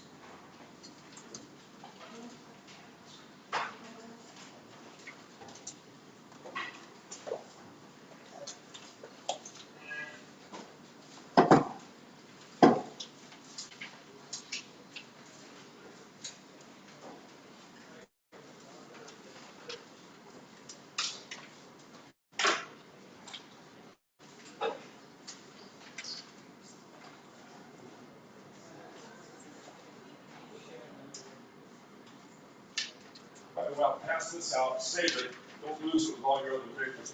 But this is one, when we get down to number 7, new business, we're gonna wanna discuss this. This is standard applicable to special use. Wait with that. Okay, Yeah, don't all get right, mixed up with oh, papers. good point, good point. I almost did anyway, so now I'm going. So did everyone have an opportunity to review the recommendations or? Get us to the right paper first. Okay. So I'm flipping through mine again, I don't know what page it is in their whole packet. That's a big question.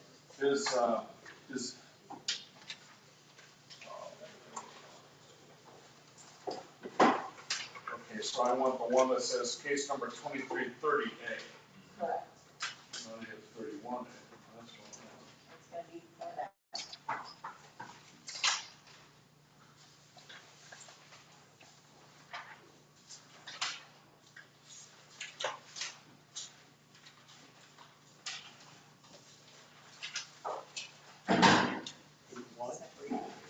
Thank you for letting me change the agenda because a lot of those people wanted to go home. That's not why I did it, but it worked out for them.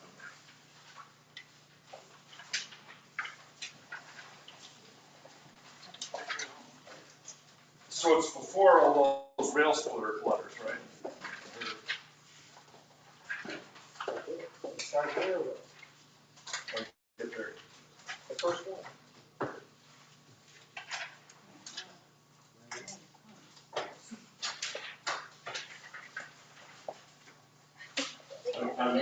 I'm gonna put those rail splitter letters in the subject. I think this happened already. I felt like all these. I think Yeah, before that's. that. Anyway. Okay, now I got through those, so now what do I do? Oh, community letters. Yeah, I love the space. You found it easy. Mine's 2338. Oh, maybe everything is. This Yeah. is.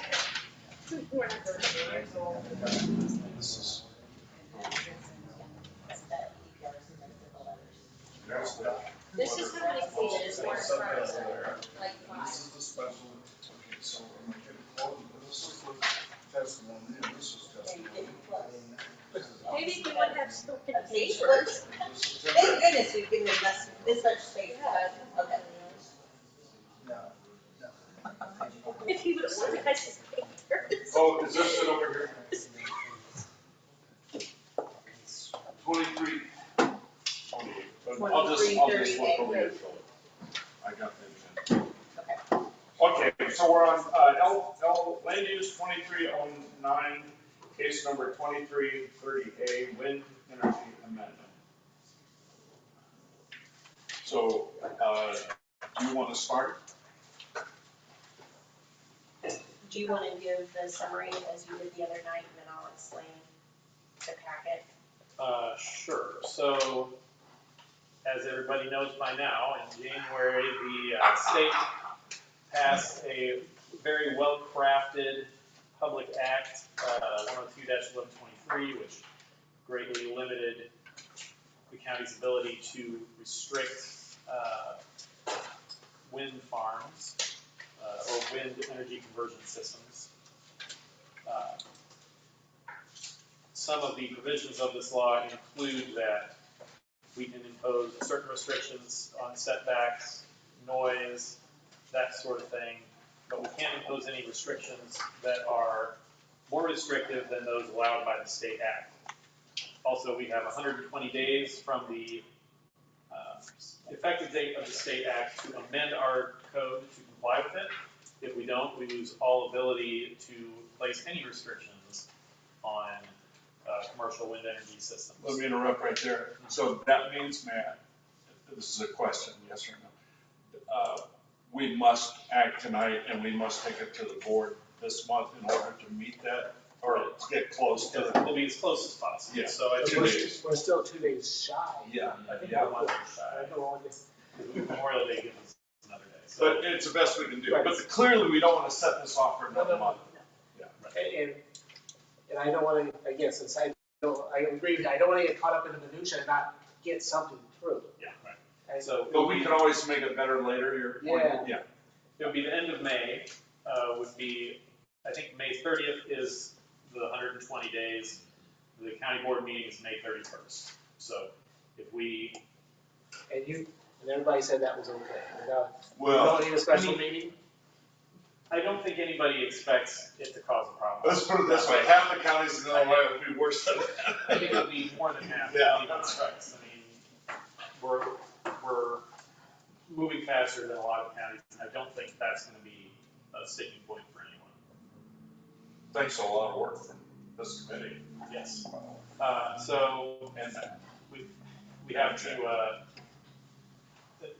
in order to preserve our ability to regulate wind farms, we have to adopt a heavily revised wind code that complies with what that only restricts them in the ways that the state statute allows. So if I then, now I gotta go through my papers.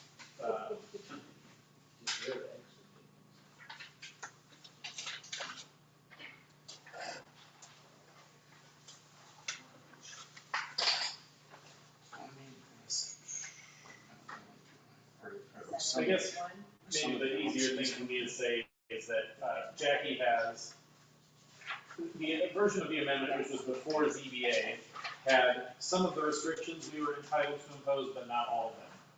I believe that since then, Jackie has incorporated feedback from the ZBA and has produced a new version of the statute, right? Or a new version of our proposed amendment, Yes. which incorporates all of the restrictions that we are allowed to Is that this impose that under we the have in state. front of us? If it is the version that you have in front of you that has, the highlighted portions, any of the highlighted portions in what was provided yesterday, In yellow, right? yes.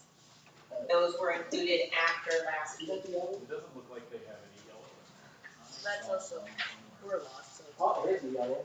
Ah, see, yes, those are important to look at. This is the second, is this the new one? It's got smaller type. yes. Smaller type, is Yes, that? that's the full ordinance with the inclusions from last week. Oh, but this would be what, so this, But that's not building permits. Yes, The that's first one what it was- is specified. just as straight with the state, before ZBA had it. Correct. It was, and there were just a couple things I think that were omitted, maybe by oversight. Some particular reports that we could require when companies to get were not included. Those are all included toward the end. There's some, there's a lot of work to do like that one. And so most of that's included toward the end of this new version. And again, all the changes should be highlighted in yellow, all the additional things that The were added. ZBA, the additional thing. Right. That's, okay.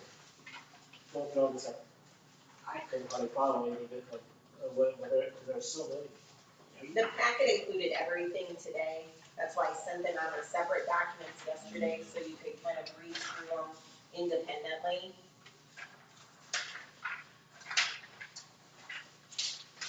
When the packet you sent out today under height, I don't remember what page it's on now.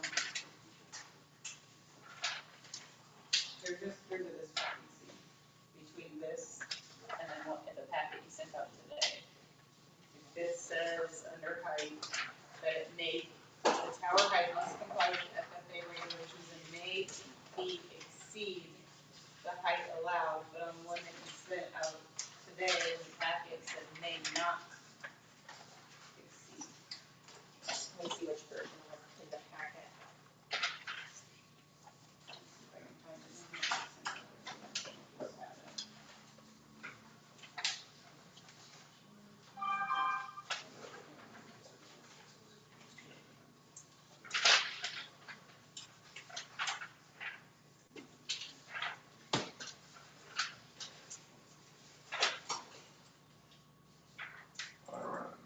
It's on page 20 in what you sent out in the email today. And it's right in that. Do you have page numbers? Well, on my email, I see. the package was sent by email today. And you said page 20. Yeah. And it says that it may not exceed, but on this that we have paper copies that it may exceed the height. Mr. Chair, Yes. can we just find one and go page by page? Yes, I think that's a great idea. If we find the right, if everybody's got the right one. No, that's right. The key is to be on the same page, so to speak. And literally and figuratively. Is this the right one right now? So Jackie says, what? It's got the yellow, right? Yes. Is this your top page, even though it's not yellow? Is this the top of what you're looking at? Just pulled up Yeah. Melissa's Who's on the packet. side? Oh, you got solar there. Yeah, oops, I'm sorry. So we want the other one. Wind farm. Window. Okay. So this is, So is James looking at different than what this is? 31. Okay. I think I'm looking at it too. You're close. You got yellow. Yeah, that means you're almost there. But why is this one different? Well, that's what we're trying, that's what we're trying to get rid of. We're trying to get rid of one thing and go into Okay, just well one. then this one is wrong, is what I'm saying. Okay, then And that's I'm wrong. not on beginning pages. By the way, if you're all ready for solar, I'll table this and take the motion. In other words, there's two ways to skin this rabbit. If you can't find the right docs, put this one out. You've already got the docs for solar, this is one you want, right? Well, That's what the rest of us are. what do you got? You got one farm? Yeah, we're all on. Okay, so in the packet, Melissa included the original plan document that was sent out. Following that in the smaller type is the full PDF. I don't care which one you use, as long as we all got the same one. Exactly. So it would be the smaller type. Says chapter 153, wind energy, and like the red on the top or Yes. Yeah, so what happened was the original documents that you were sent out are in this as well as the changes. There we go. Okay, so can it exceed or is it not supposed to exceed? May not exceed. Okay, so that needs to be changed. Correct. Is this 30 also have yellow on it? Or just the solar?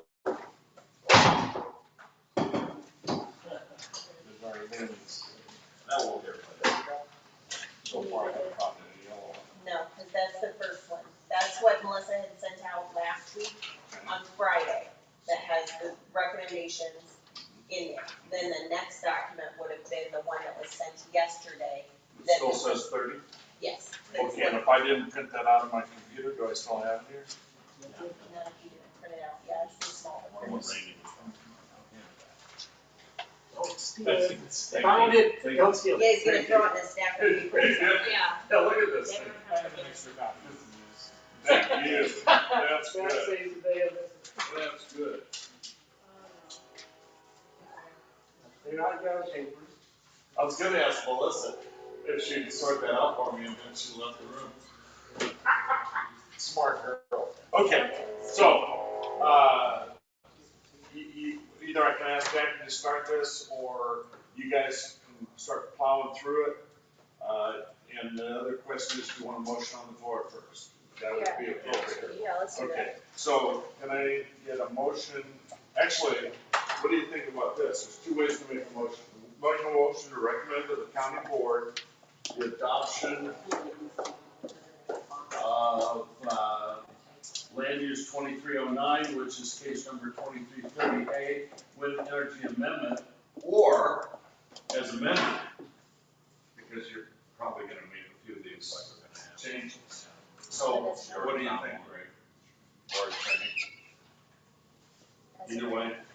Because what's in front of us is already got amendments on it. Is, so we're back to the chicken and egg thing. Is the ZBA thing in front of us the thing? Or is it Or is it a, just? or do we gotta make amendments? So they gave you recommendations. Is yellow? Those are included In the in yellow? the yellow, yes. So anything that they recommended last week was then put into the full document. So if we deviate, so it's not amended if we agree with this, but if we change a little bit, then we amend it. Yes. I still think amend it. Okay, so I got a motion by Sue. Notice, you nailed. To approve, to recommend to the full Tazewell County Board the approval of land use 2309, case number 2330A, wind energy amendment as amended. Do I have a second to that motion? Second by Smith. Okay, now you want to sort of walk us through? I guess I'd recommend. That was hard. I guess I'd recommend page by page, because going this way and that way, Right. I'm getting lost. No, I agree. So anything, just really quickly, anything that was in bold underline is what was before the ZBA the other night. If it's been highlighted, those were inclusions following their discussion for consideration. Do you just want me to touch on the highlighted items? Has everyone had an opportunity to read it in its entirety prior to today? So some of the highlighted items had to do with the difference between when documents would be required, if it was prior to a building permit or at the time of building permit application versus special use. So if you want to look, I was just gonna say, we're on, if you go to page 2, that's the first place where there's any changes from the version that was at ZBA.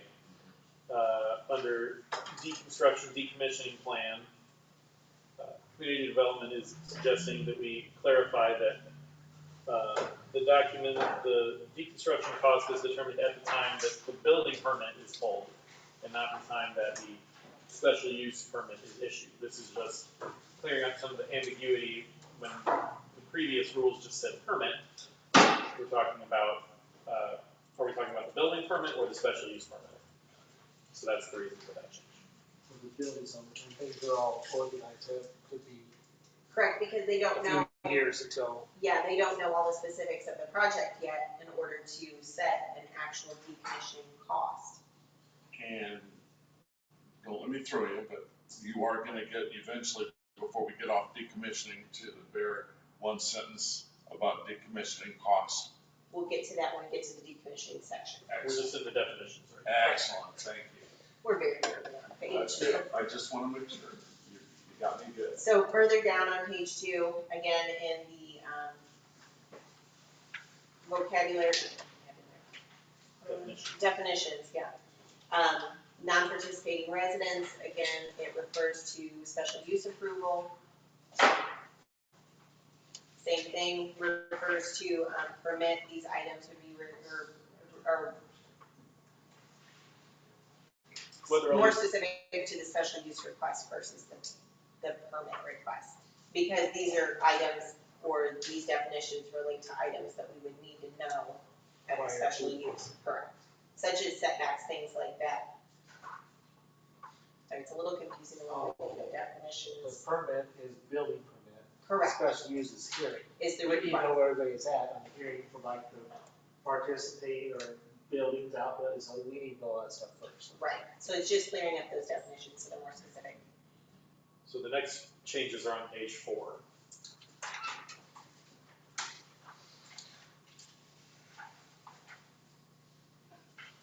Based on the discussion at ZBA, they were agreeable to include the request for no visible advertisement on the blades or tower. Hearing no disagreement? Good. That's a new way I'm gonna proceed. It helps go faster. There were some discussions with regards to lighting at the hearing. The lighting is addressed in another section of the zoning code. So I've put in there, the restrictions on outdoor lighting from the other section of the zoning code, just so we don't find conflict with the two codes. No objection? The question, Yes. so complying with 157, so that's later. That, So- no, so that is it's in the actually, lighting section. We didn't lose it, it's just gonna be. Exactly. it's in the zoning code. So It's when not you- in the wings code. If No, you- okay, but that's if you- it, no, that, you said something different. Yes, it's in the zoning code already. But if you come into her office for a petition, she's gonna hold you accountable for all sections, so. This would change the way, they're already doing this right now, but they're just clarifying for people who are only looking at the wind code that there's a separate lighting rule that's gonna apply. Which is, are we gonna talk about it, or What is that? So- Do you wanna discuss exactly what the lighting? Oh, you don't want to. It's what we did, forget these ordinances on solar and wind, we just do it anyway. For example, you always remember Russ is always asking these questions about noise and light and waste and the routine questions I ask of any petition. Because there are various elements of zoning that affect people. And the concern is just, and you can disagree with me, and we can put whatever you want in here. The concern is once we put stuff in different ordinances or different criteria in different ordinances, then we may find that there's somewhat of a conflict at some point. Then we work it out. We eliminate the conflict. Well, as long as you're with church.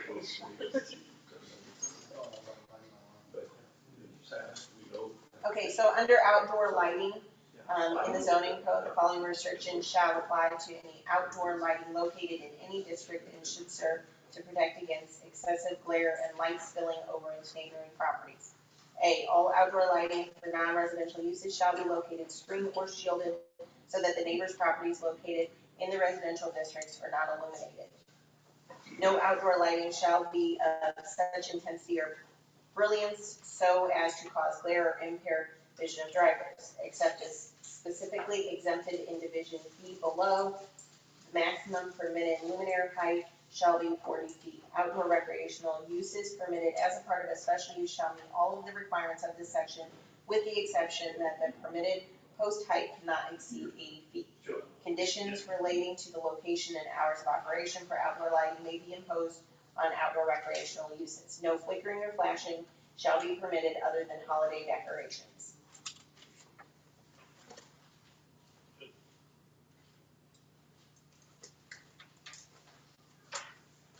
Sort of like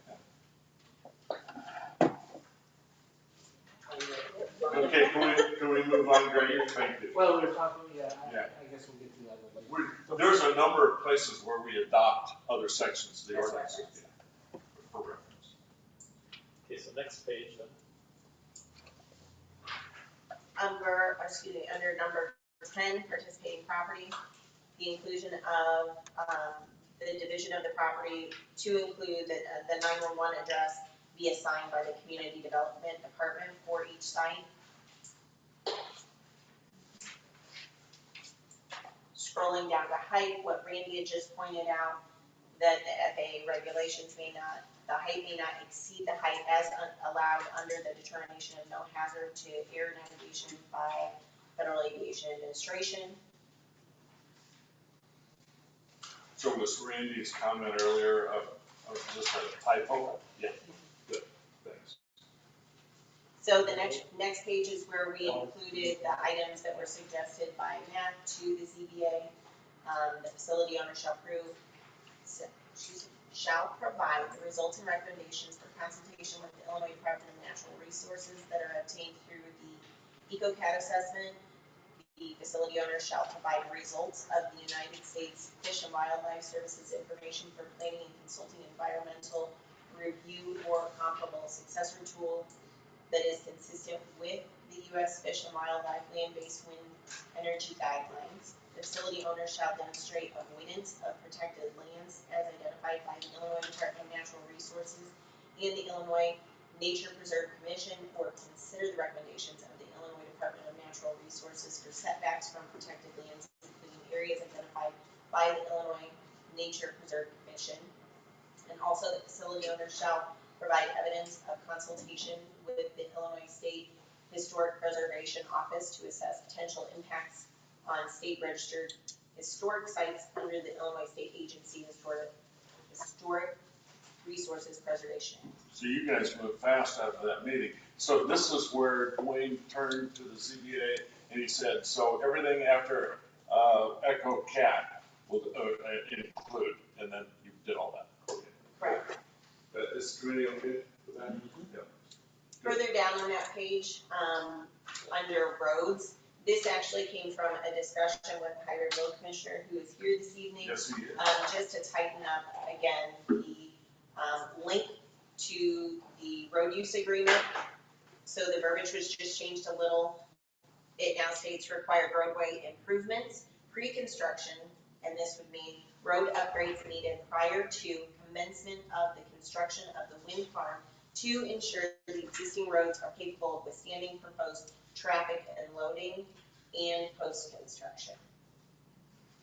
So again, I think the intent, and not to speak for Dan, he can speak for himself, is to ensure that everyone knows that roads that are not adequate to withstand the current loads and trafficking at the start of the project be upgraded prior to, and then they'll be corrected and brought back up to that standard following finalization of the project.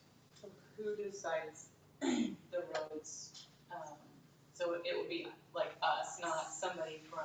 Correct, so there's a whole road use agreement that comes after this process, and the Highway Road Commissioner will work with other engineers. And Dan, do you want to kind of explain briefly how that process works to develop the road use agreement and who you work with and how those determinations are made?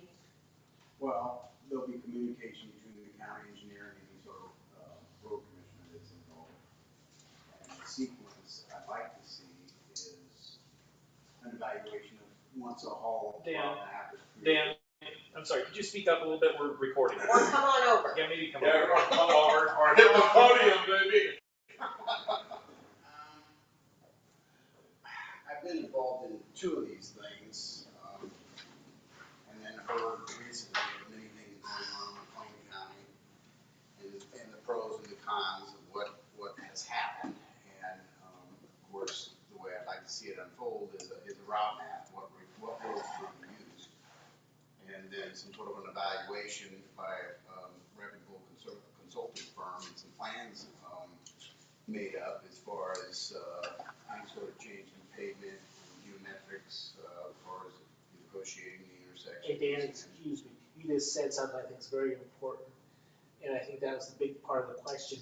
Having a certified independent person evaluate the roads, and then I think that's the big part in all this, to determine where it's at, and then you would work with that evaluation to get it built up to the specification that say it's not that. Would you be working with them to come up with a plan that would make it worthy of the whatever weight is concerned? Yes. But you'd be working with a engineering consulting firm, preferably local. So basically a neutral body you'd be working with. It would be nice if we could get that, just for a reliable relationship. To me. Would that mitigate the McLean issue? If Yes. Okay, good. Anyway, generally speaking, there's two things that I think a county engineer and a county board needs to look at, and that's to maintain safety for the traveling public, you know, regardless of whether it's pre, during, and post-construction. We just can't have roads destroyed, and of course, everybody and their brother's trying to use it. And they're primarily ag. I mean, this is agribusiness.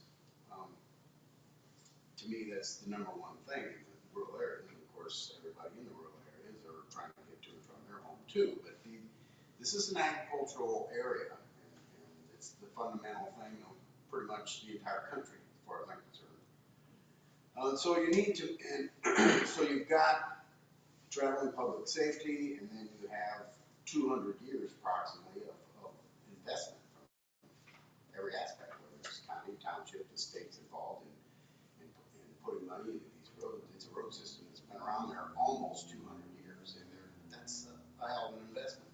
So we're after protecting the money that's gone in there already. So anyway, that's the general asset. If we focus in a little bit more, the sequence of events is the haul route, an evaluation of what do we have. Well, most of these roads were designed for horses and buggies, so you've got 4 inches of gravel with maybe 2 inches of seal coat. It's rocks and oil. It's all the township can afford. So you have a tremendous history there, and so you're going to find that most of them are too narrow, and they're not even close to being the base there that's necessary for, you know, somewhere between 200,000 and 300,000 pound loads. And well, they're not going to be wide enough. And of course, I've already heard that some of the tops, that when I say top, I mean from edge of shoulder to edge of shoulder, widen out to accommodate the crane loads or whatever it is. And they've infringed upon the dip. So now, you know, Romans knew 2,000 years ago that you got to have proper drainage, you're not going to have anything. So that's going to require additional right of way. And I know that's going to be a problem. You're after all kinds of land rights now, but that's one more. So to me, to do it right, and this is what we do at IDOT, this is what I observe at IDOT. I've not worked for IDOT, but at the county level and the township level, the first thing we do is evaluate what's there and then look at the codes.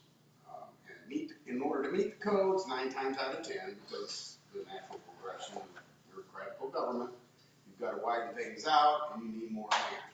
So, and we also, to accommodate not just the structure, but you've got to accommodate the drainage as well. So that means, at least temporarily, going out on private land, beyond any sort of permanent right of way that was added to the bridge job, to better transition and blend the existing ground into what's there within the road right of way. So these are the things I'm looking at, generally speaking. And so I hear things, I see things, and like I said, we've gone through extremely good example, we've gone through extremely horrible example. So I've got a really nice contrast of what works and what doesn't. So hopefully I've kind of rambled here a little bit, but A little bit. Go ahead, Craig. Did I answer any questions? Yeah, so your 2 examples, did Rail Splitter 1 do a good job? Did they build up first and then, so that's an example of what can be done. And then we did have something with the oil pipeline that did afterwards and it didn't, and it never really corrected. So we have an example of one that did do, so it built up one. So a lot of what you're talking about is going to, are you comfortable with the language we have here and that you can get together with your consultant, road commissioners, and stuff, and come up with a road plan that works with the language we have here? I have some really, yes, I can with that language, and that's the 6 points apparently. Yes, we have 6 points here, yes. Yes, that's the 6 points, I just called that. Yeah, And you guiding language that will. And you forwarded this to Jackie, and you've been working with her to come up with this language, and you're comfortable with what you have here? Yes, I talked to her twice in the last 2 days. Great, thank you. And if I could add, because Greg seems to know a lot about transportation. He used to be our transportation chairman of the committee. And what you don't know is our county engineer has been speaking, Mr. Parr. In the job he had prior to this job, one of the things he did was negotiate for additional right-of-way. So he knows exactly what he's talking about and all of the problems that are associated with it. And I know because I've been on the committee the whole time. Okay. And the last thing is, every time I saw Dan and every time I saw Jackie, I said, you aren't talking to each other, right? They both know that on this road use agreement. So, thank you. Don't go away, we may call you back, but thank you very much for your very comprehensive explanation. Go ahead. So it doesn't look like we have any changes on the next page referring to drainage until we get down to number 9. It was pointed out in testimony the other night that these items didn't really cover maintenance. So I've also included construction, maintenance, and or decommissioning activities in 9 and 10. So if they have to bring in something that crushes tile or something, or Correct. And Dan will include something that we talked about that earlier today too, about what could happen in regular maintenance and equipment brought in, and that would be addressed under weight permits through the highway department or road district. And so, just to ask how this works.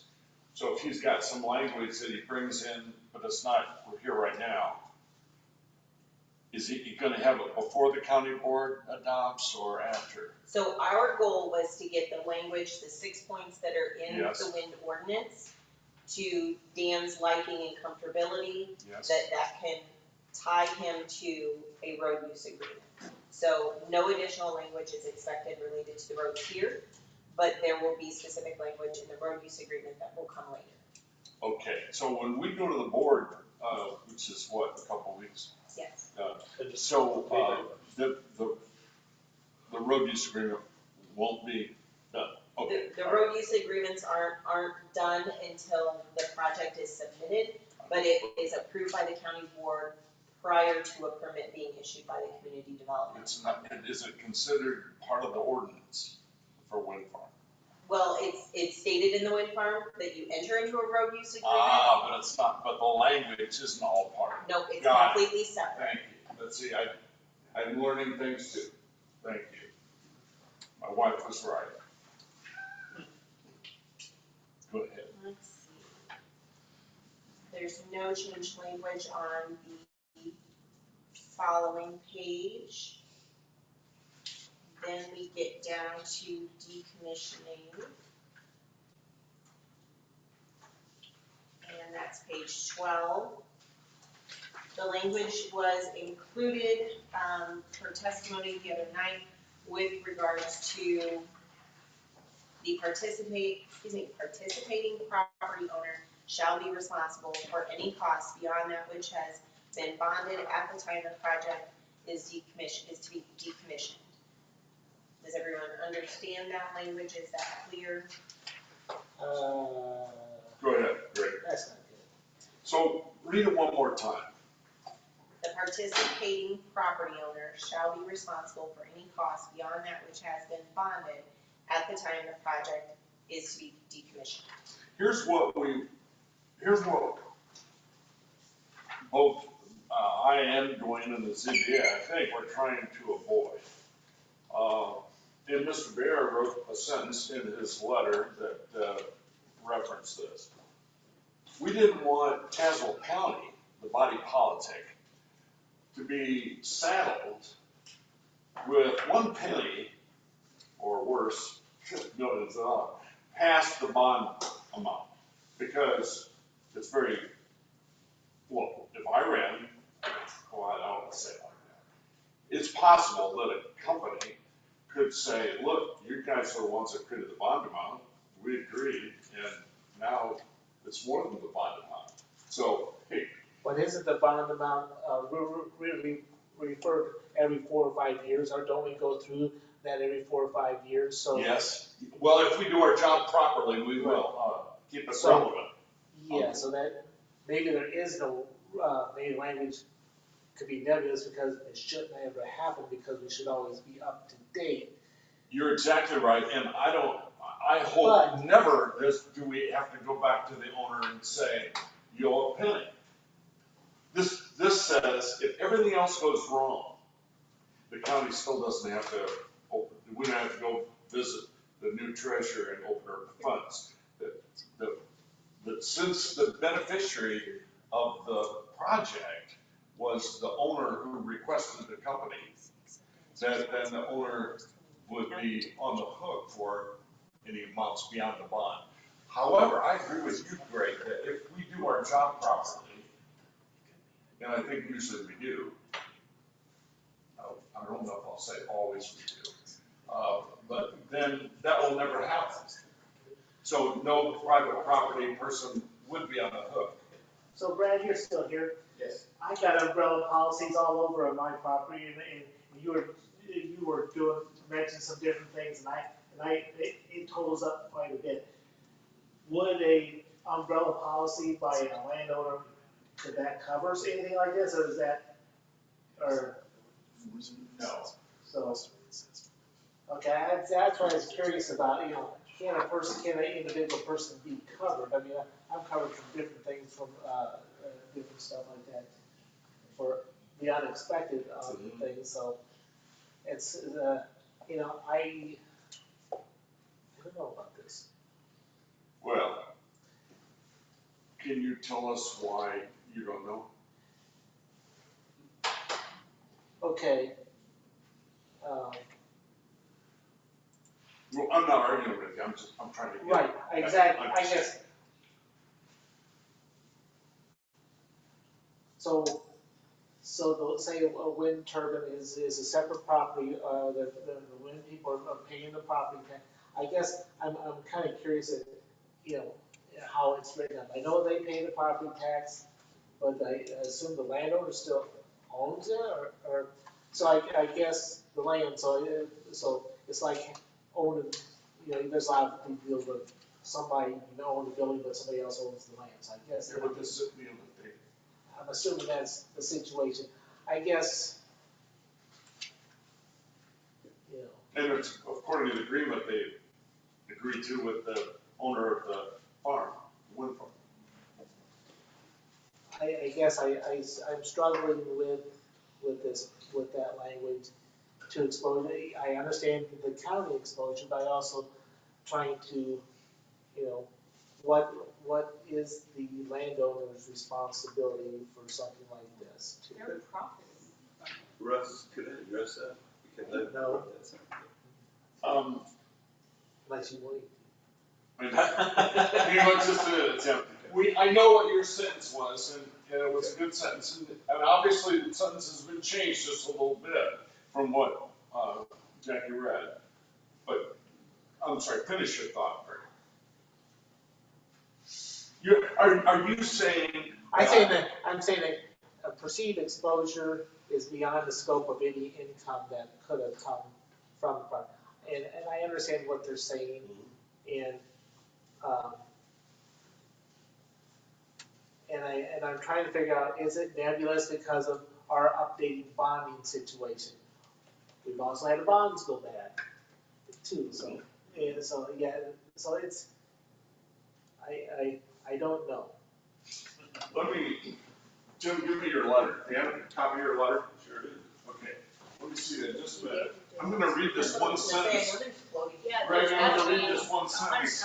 And the reason I'm gonna read it is, it sounds so logical here. But I think you've still got a good point. So here we go. Oh crap, you didn't mark it. So, is this the third paragraph, Tim, or the first one? It's the second one. It's the second one. See, and that's what my wife said. Okay. Here he goes, here we go. After all available decommissioning funds have been utilized, so doesn't even talk about bond, but all funds. The property owner of record is responsible for remaining costs to complete the decommissioning project. So it's only decommissioning, and it doesn't go there unless everything else fails. But what it makes, what he's trying to do or suggesting is that the county not be the pockets of last resort. That's what, and that appealed to me because I've seen situations in Tazewell County where the county does, the taxpayers do become the pocket of last resort, and it irks me too. But, I mean, I don't like it, and so what you're pointed earlier, Greg, is if we do our job right, we never get to this point. We never get the, but we're also kind of, as he said, with the solar and stuff like that, we'll be taking money for this for 40 years, everybody, you know, us too, that, so we're part of it too. So for us to, you know, to say But that. the landowner It's their gamble. making. It's yeah, their gamble. And they're probably. So that if I was a landowner and I looked at that, that would make me think twice. If it makes you feel bad that the county's not on the hook enough.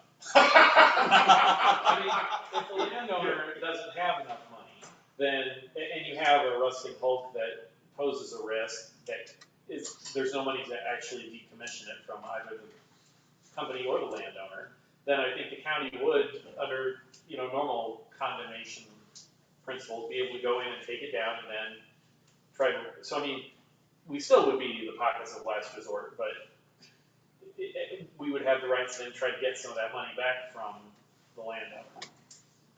It'll lean on the property. There's that one, there's that one. That's probably what would happen. Russ, just a second. What was your comment? I Are you just done? said, So I guess, what if the bond went bad? Okay, Mr. Landowner, you got to pay all this to do it because the decommission's not gonna cover it. We're the officers of the bond. Now give me an example of why the bond would go bad. Landfill. That went bad. The only way it would go bad is that they went to bad bond, junk bonds in that one. I guess we would require a quality bonds. I don't know what the economy would do or something like that. So I guess, I think it's trying to scare people into signing up for it would be enough to, if you had to pay out, they wouldn't do it. And I think it's a scare tactic to get people not to sign in for the thing. I think that and I don't mean to Now, play wait, a if judge. there's insurance that a person could get to cover that exposure, then they'll pay fine. Somebody show me insurance that a landowner can get to cover that exposure, then maybe that's fine. If I were to put up a new building on my property though, and I wanna take it down, it's my responsibility. It's not, it doesn't come back to the county and it doesn't come back to the taxpayers, it's. And it even doesn't come back to the company that put your building up. Right. In this case, the wind farm or the solar farm, whatever. Right. It would be you. There's risk in the room. There is risk. There's risk in being born. I mean, it's just like buying car insurance, you know, you hope you don't ever have to have it, but you don't need it, I mean, but. It's definitely risk becoming zoning administrator. Okay, so here's the thing. We can vote on whether to include this line in there. And if I get a letter from Kevin Johnson saying, hey, it would be better for Tazewell County if you put that, if you took it out, then I'll take it out or vote that way. I actually argued for it as only the other night. I liked it, but, and I'll be honest with you, Greg, if I were a potential person who's contracting to put a wind farm on my property, it could cost me to think 5 more minutes about it, because it's a potentiality. But But I think it would be unfair of me to ask to try to push this on somebody else. But it's probably nebulous if we do our job, so. Exactly. Greg will be long gone before they decommission it. I don't have any either. I don't have a property big enough, but that's another point. Okay, so where are we at? Are you still going through things, or so do we, okay, is this one, we can agree that as amended in the motion, we put this line in? Now, there is one thing, what the one sentence she wrote is different than the sentence that's in here, is it? Want me to read this again?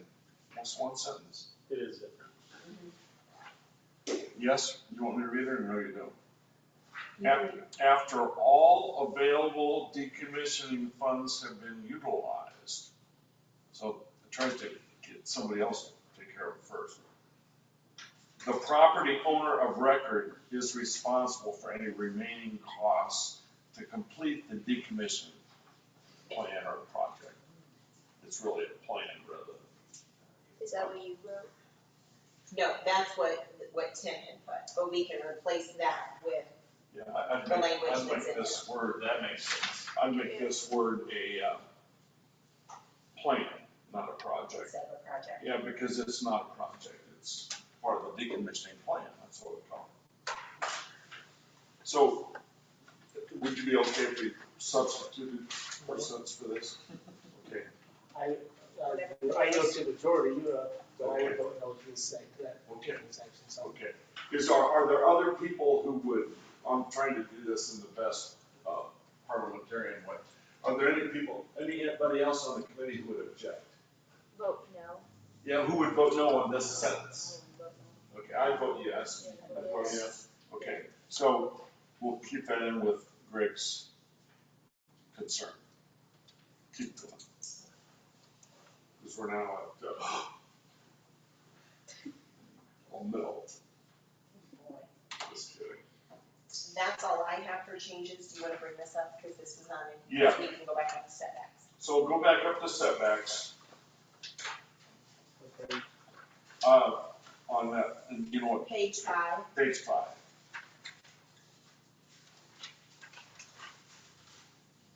Cinco, because we just had Cinco de Mayo, okay. It's, and the sentence here is this one. Great. Tazewell County's setback requirements are subordinate. See, I even think I need Matt's approval on this. Tazewell County setback requirements are subordinate to state law setback requirements. Oh, the guy, blah, blah, blah. Until such time that state law setback requirements are no longer valid or in effect.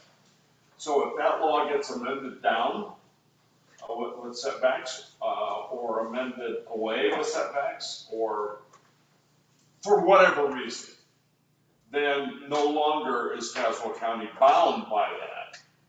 Which, I mean, remember what I said in the ZBA, duh, of course, that makes sense. But his point is, we're letting the whole world know that we're only doing this because you got golden handcuffs on us from the state. And the minute any reason those come off, ours comes off as well. I mean, I think you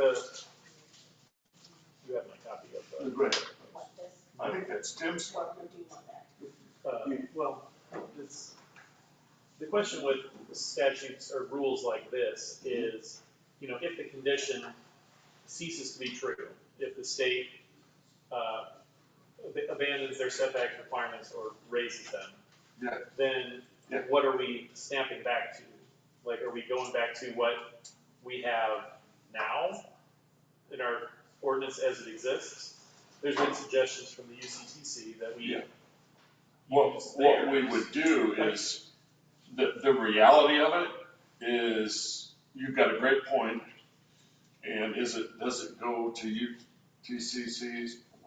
Does it go to, no, what it does is it goes back to the office to bring it back to the land use committee to say, okay, now you're not, and by the way, if they undo that, they may undo some more. Or said another way, if they don't undo that, they may not undo anything. But if they do, then it comes back here and then we don't have your, I know you're trying to help us. You're trying to prevent us from putting Tazewell County at risk. Legal liability. I'm trying to help you the other way this time. Okay. Because that process that you're describing where it comes back to the office and they bring it back to land use, that would happen anyway. Right. I thought That's the right. point of this provision was to have something that besides Oh, expressing your snapback displeasure, automatically? it would be automatic. So that we would say something along the lines of the setbacks shall be, and then, you know, for occupied buildings, right? It would be either the 2.1 times the tower height for wind farms, if that's what's required by the state. Or X number, whichever is. I like what you're saying better. And so, don't think that. And that's what it was wanting. Because then it not only includes all the value of your sentence, but it says what we do if that happens. Right. And we don't even have to go through more process. It automatically means the county board is doing, county board adopts it, if they adopt what we do, then they're saying that they agree that it'll go to the 2.1 or whatever the language is. right. So I guess we would want to word it something along the lines of the setback for X purpose, the setback from X use or structure shall be the lesser of whatever number we pick, or whatever is required by the state statute. And we should probably put in there, well, I don't know that. But does that make sense why we? Yeah, no, it makes perfect sense to me. I thought that's what I thought ZBA was wanting to do. And maybe that is what they're wanting to do. Dwayne took that sentence and then he spoke. And it rattled around my brain and I just thought this was cleaner than what Dwayne said. But what you said is actually better. Yeah, he can talk longer. He usually does. Okay, so this amendment would state what? It would state, you want to try it again, either one of you? Can you go to the setbacks section? Okay. Sorry.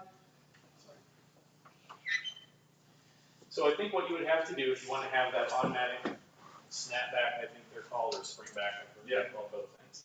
Yeah, either one. I'm looking at, I think it's paragraph 11, setbacks. And then there's little subparagraphs for each different setback we're allowed to impose under the statute. So I think you'd want to come up with, imagining that the statute went away, what would you want? What would this committee want the minimum setback to be? And then we'll put in language indicating that the setbacks shall be the lesser of what we're required to do or what we want to do. Does that make sense? So that would take out the subordinate of the state laws, it would be the lesser of. I just think, I think you Yeah, have to. lesser meaning more safe for the public, for the neighbors, for the agricultural community, for the, and so, and I'll just go ahead and say this, I haven't thought this through, so maybe it doesn't. But since we voted as a committee for their amendment, and we took it to the board, and it failed only because of a 10-10 tie that Chairman Zimmerman broke. But a majority of this committee voted for it. I would guess that one of the lessers would be the items that they have in their amendment, UTC, so on, setbacks and so on.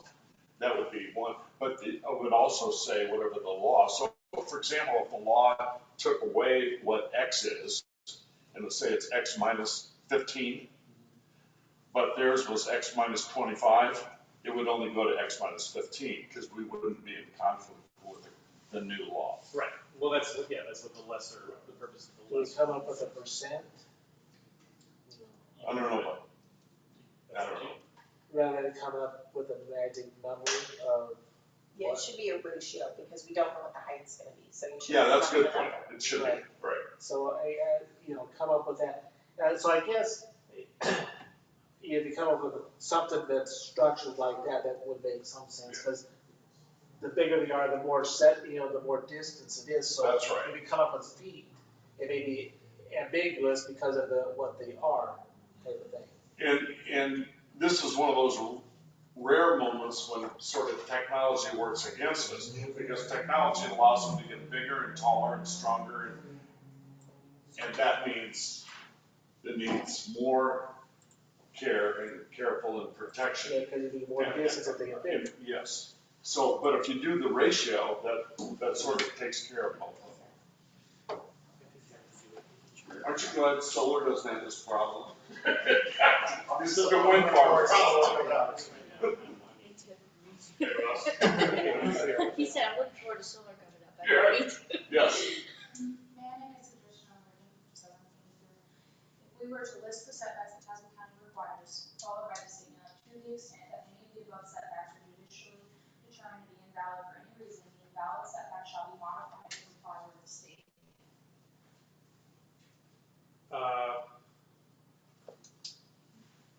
What was the first part? Could you say the first Say part? it again, a little slower and a little louder. If you wanna come over here, or you gotta stick with your computer, a little louder. If we were to state, setbacks shall be, and list them as we would like to see them in Tazewell County. And then followed by, to the extent that any of the above setbacks are judicially determined to be invalid for any reason, the invalid setback shall be modified to comply with X, whatever you would want it to comply with, which would be the state act. My hesitation with that would be, I don't think we would want to wait until a judicial determination. Well, I would is take made. that word Yeah. judicial out, because you said blank valid. So it's any reason that it becomes invalid, not just judicial. It could be political, it could be judicial, it could be court, that is judicial. It could be any reason. So I just take that adjective or adverb out. I think we just have to be clear that, I think we want to add then, including the provisions of Public Act 102-1123, to make clear that, we acknowledge the law says this. Yes, no, I totally agree with that. I think we could do that. Because it's a legitimate and legal constraint today that we'd be foolish to ignore. So, yeah. So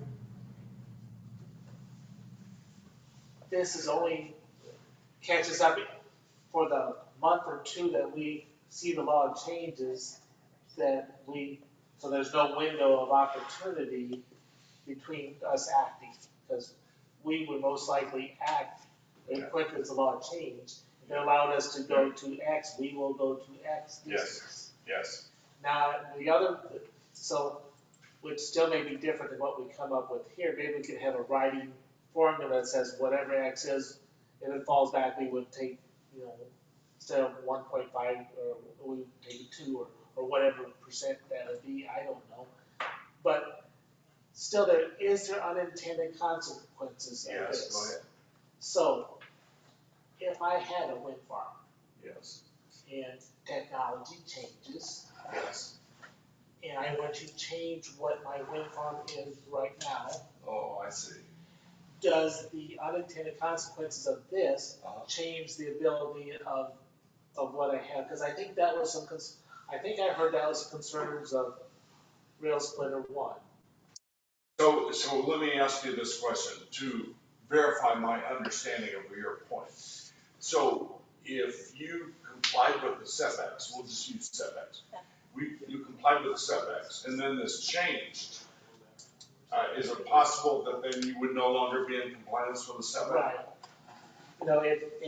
If your new build was in compliance, and these things last for a while, is any change in technology going to cause a re-permitting that that this would change, say, I'm just being real, what if they would want to change their, after so many years, they probably become antiquated of what they do. So what if they wanted to change, and then if they change, oh wow, this thing, where it's at, does not fit the permitted, distances.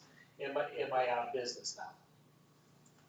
So I guess I'm concerned if whoever gets one, I guess I'm not, for a new build, I think it's okay to put something like that in, but I guess I have concern of unintended consequences of one that exists. That's a good point. For reconditioning, say if technology changes, can they be out of compliance, therefore, Aren't they grandfathered in? I don't know, Well, that's just it. Well, there's a legal question, Matt.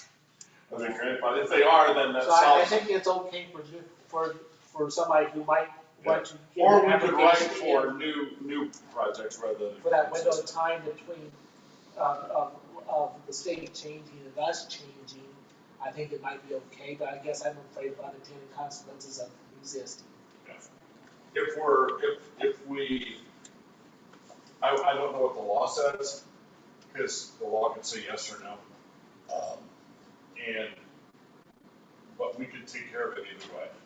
We could either, if the law says one thing, it's moot, it's not a problem. But if the law says the other, we could just write for new rather than existing. You would want it to be applied only to new ones. Yeah, exactly. And we should do that anyway. That way we don't have to research it. Sounds good to me. But he might be right, you might want to put that verbiage in. Right. For reconditioning after so many decades. Are they? Now, keep in mind, I want the whole committee to remember this. I know as we're drilling down and getting down in the weeds, we're getting more detail. We're not trying to make a perfect ordinance, because we can always amend this later. So I want you all to know that. But that doesn't mean we shouldn't make it as good as we possibly can at this point. But we don't want to delay it. So we'll make it better later when we can. Russ? Yes. Just one point that it won't take long. On this, ordinance, it's, to me, it appears to be very confusing. Okay, when does it snap back? What my original intent was to have the county. Wait, Jim, don't take this personal. I'm not. I don't give a damn about your original intent. I gotta move forward. Sure. Hang on. Okay, go ahead. Hey, I'm not a nice guy sometimes. Sorry. Now he cares about time. And I don't have a hot day. My bedtime's coming up, Russ, let's All go. right, so I'm gonna go to work in the morning. Mr. Chairman? Yes, ma'am. So, we did discuss, at the last CDA meeting,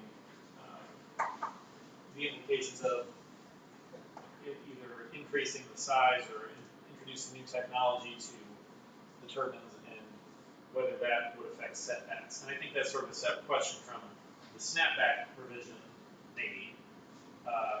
It's related, but it's different. It's a different, it's Right. sort of broader question. And so Jackie talked about this yesterday, and more about that, so I'll talk about it again. Go ahead. Well, forgive me, I missed a little bit of that because I was checking the video here. But yeah, if there was a repower to a project and the blades and the cell, everything is going to be changed out, increased in size, then they would have to meet the setbacks of the ordinance that's in place at the time. If it did not, then they would be required to not come back and apply for a new special use, but just request variances for whatever turbine or piece of equipment is no longer in compliance. Does that help at all with what the discussion just was? So she's saying that, say the setbacks, the state law changes in the future, the snapback comes into effect. And suddenly our code is more restrictive on placement of wind farms. She's saying that if they're going to install a bigger turbine, or bigger cell, bigger blades, anything like that, they would have to, and they want to put it on the same footprint, which they probably would. Yes, yes. They would have to come in and ask for a variance. Yes. So that was discussed in ZBA, because I actually remember that. Yeah. So, that's good. Right, so it wouldn't be a full special use, it wouldn't reopen the entire wind farm. It would So say, for those, for any particular turbine that could fall into that, that would need a variance for that particular turbine, Correct, not the whole farm. correct. Yeah, in fact, we actually went further, because I was part of the discussion, and said, sort of the dichotomy between when it's a new special use and when it's not a new special use, in terms of if they're simply upgrading because of technology,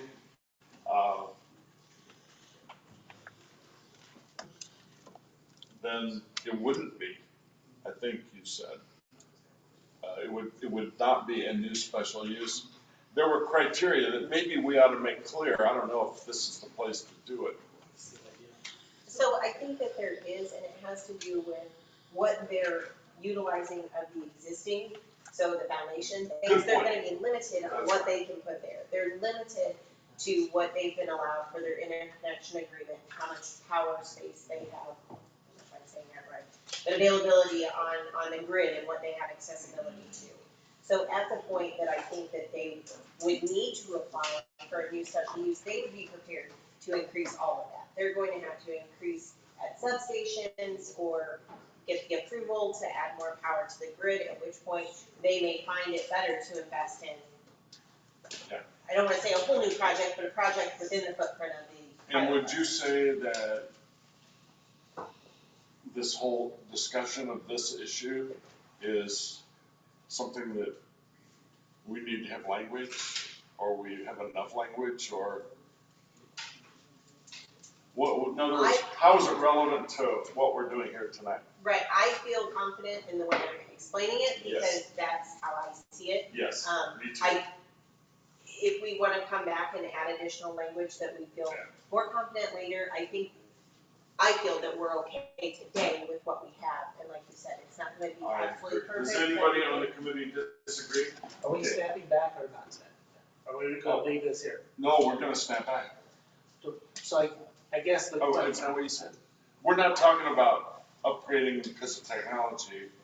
That, I agree with you, we're gonna do Got the that. technology, so I guess we're still talking step back. yes. Yes. So the question on that is, what is the current state? Like, what is the setback?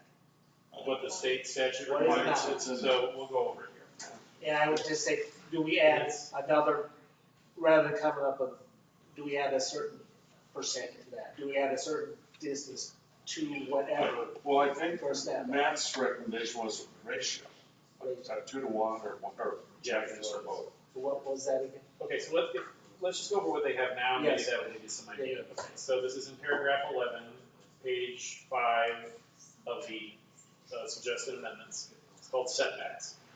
Participating residences have to be set back 1 1/10 times the tower height, measured from the center of the foundation? The center of the tower foundation to the nearest point on the outside wall of the participating residence, 1.1 times. That same setback applies to communication and electric overhead transmission lines. That's measured to the center point of the easement containing the overhead line. And that does not include overhead lines that run to individual buildings, it's just the bigger service lines. A 1.1 times the height setback also applies to public road rights of way.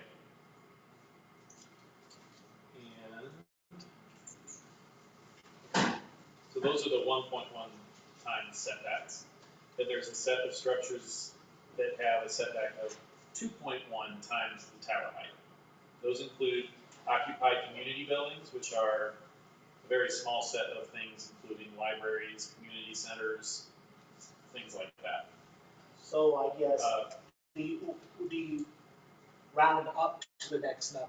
Just to say, it's 1.1, make it 2, for the height, or you can take the whatever 2 and round up to 3, just to have a height ratio number type of thing that would fall back to? I mean, you can do, it's up to the committee. This is imagining a world where the state statute is not there, so. Again, we can always, if that's not right, or we can make it more. So I do just want to mention. But this is just a step back until we get the job done. Exactly. Remember, it's always the best we know today. Yeah. Do you guys want me to finish listing the different types of setbacks before we get into the weeds on the numbers, or do you want to just? It's not necessary for this board member. Greg, he's doing it for you. Are you willing to say I'm going that? There's only a few more. Well, yeah, non-participating rates of 2 and 1/10. Non-participating properties, non-participating residences, and then fish and wildlife areas or nature preserves. I was just suggesting do the 1.1s to 2 and the 2s to the 3, just to have a number that would be a ratio of the height to the distance. Again, it could be more if the state allows us, but it's a snap back to cover that bridge until, that's what I'm gathering on this whole discussion here. Could we just revert to what the UCTC has for setbacks? Yeah, that's what I prefer to do, Greg, because we. What is that?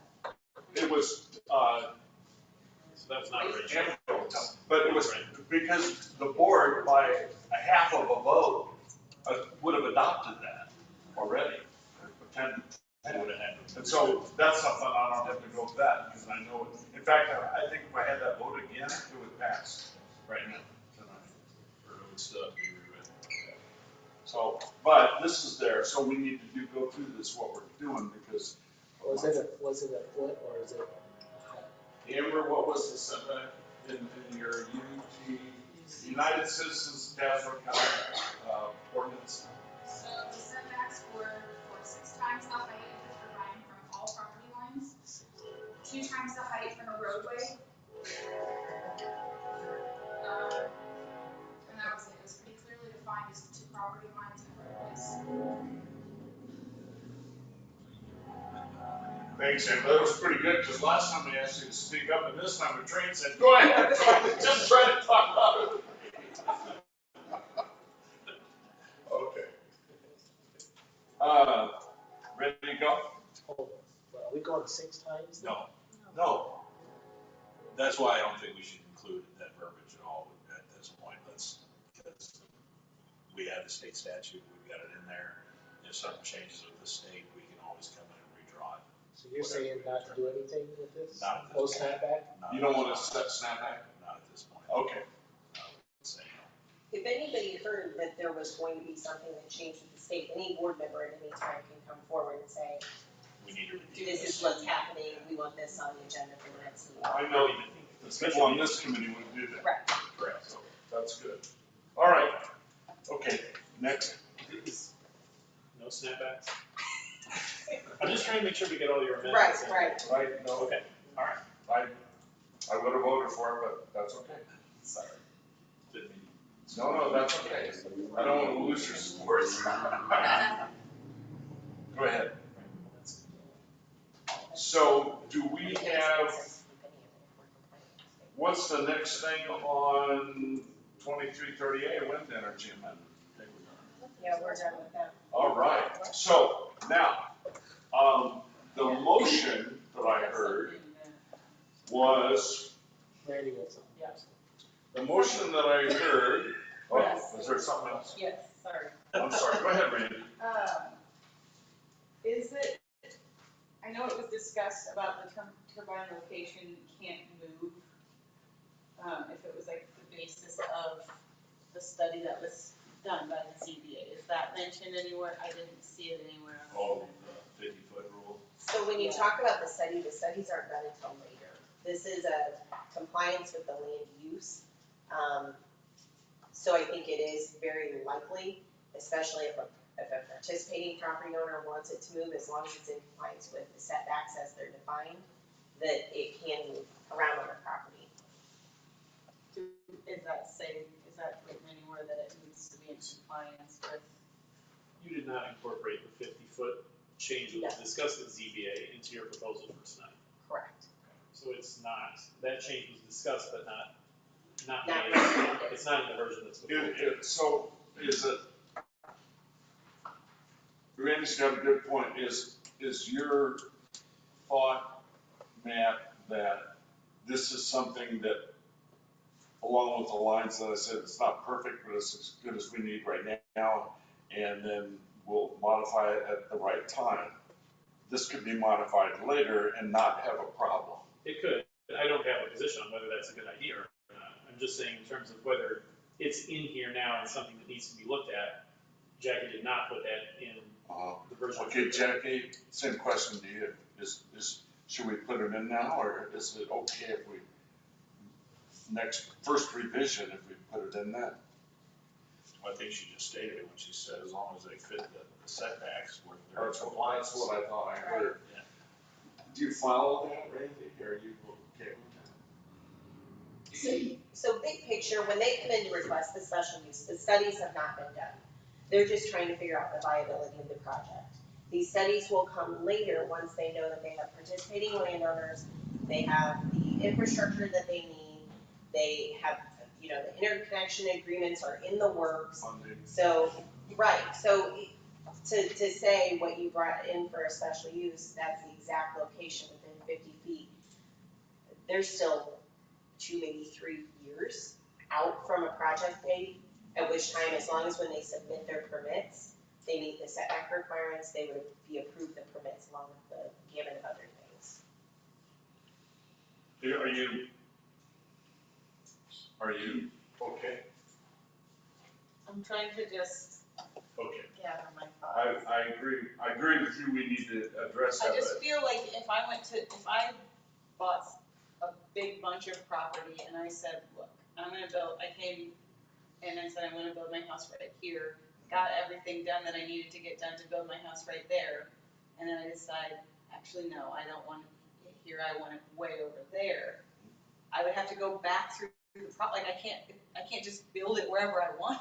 So that came up the other night, and that scenario I did not address. If you have a piece of property and you say, on this 5 acres, I want a special use to have a new dwelling site, right? And you indicate on your site plan where the house is gonna go. You are not held to that location. You are held when you come in to get the permit to the setback that is required under the zoning So code. once they have the permit, they can't change it, or they can only change it. Correct. Once they have the building permit, they're locked in at the setbacks that are there, not the special use. Okay, so what I was saying earlier was on land use 2309, which is case number 2330A, wind energy amendment. What we did is we had a motion and a second to recommend to the county board approval as amended, and those amendments were the amendments that Jackie just talked us through, and we made comments and she made some edits on there. I'm sounding Dwayne Lesson now, oh my God. Anyway, and so that's what we're approving. Yes. Any further discussion? Hearing none, all those in favor signify by saying aye. Aye. Opposed? Motion is recommendation of the county board unanimously. All right, so let's go to land use 2310, case number 2331A, solar energy duty amendment. And can I get a motion that's similar to the other one, a motion to recommend that the county board to approve that, subject to amendments that we make. A motion by Smith. There's a second to that motion. Did you say? Great. See on what page? Oh, I'm sorry. Oh, I'm still looking for a here, second. you can just look at it. It's a new package. I'll second Thank you. So I got a motion and a second by Jay Hall, motion by Sarah Smith. Discussion, and I think that was if that worked well for you guys, we'll go through the same process. Yep. And this time I have my documentation. Yes, that's it. So it's a version that's, it says chapter 156, solar energy systems at the top of the front page, and then, let me just make sure I've got, the bottom of the front page. That it was located on land owned by the number 2. Right. And so can we just turn to where we see yellow or not? Page 2. Which is right there. Correct. So the first highlighted item has to do with the specification. Again, the timing of the information being filed, that we filed at the time of the building permit, not to be confused with the special use permit. We scroll through several pages, and I'm spelling or flipping, because we have, our solar ordinance has to do with our residential ordinance and everything like that too. So we skip several pages down to page 6. Yeah. I've got a copy upstairs. So when we get to commercial energy facility, now this is talking about our larger projects. The first highlighted item, the facility owner shall follow the requirements for a Class A special use request as specified in the Tazewell County zoning code. All other requirements found herein are not required prior to a request for special use, but encouraged if available. However, must be submitted and approved prior to the issuance of citing.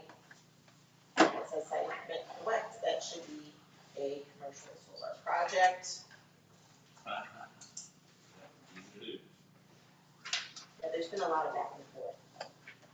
So does that make sense? Again, clarifying when the information is required at the submittal for a special use request versus what items are required for special use. I think we've heard Carol talk a couple times about, she was confused with the items listed in the ordinance and stating application. That did not mean necessarily the special use application. That's again reference to the zoning code versus the solar ordinance. You mean, It says Wex, it should say solar. Is that what you're looking at? And the. Carol Dance? Yeah. Yeah, same thing, item B. I'm gonna switch from Wex to solar. Makes sense. Scrolling down, item B again specifies the items needed at the time of the building permit, not the special use request. Are we on the same page? Oh, yeah. Slow down. No, keep going. Yeah, we're on, well, there's no page number, but it's 156.06 and it's B. The county board shall have final approval of all special use requests for the purpose of citing Wex and related substations. It may not. And may Changing only Wex be to placed solar. in A1 and A2. What's that? I1 and I2 zoning districts. And that's part of our amended language, or is there? Correct. Good. So the solar, because we were so caught up in wind, the solar needed to go at the same pace as wind, so I quickly put the state requirements in the solar ordinance. And obviously, based on discussion and further consideration, some of the items in yellow or highlighted have been included. Also compliant with the state, but some items brought in from the wind ordinance as well. Okay.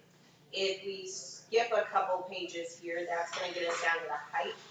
By the way, I'm gonna follow another new rule, and that is silence is approval. So if you guys don't interrupt me, I'm gonna say, okay, you agree with the chair piece of language, okay. Next. So under height, a commercial solar energy facility to be sited so that no component of the solar panel has a height of more than 20 feet above ground when the solar facility or solar facilities array are at full tilt. The requirements set forth in this section E may be waived subject to written consent.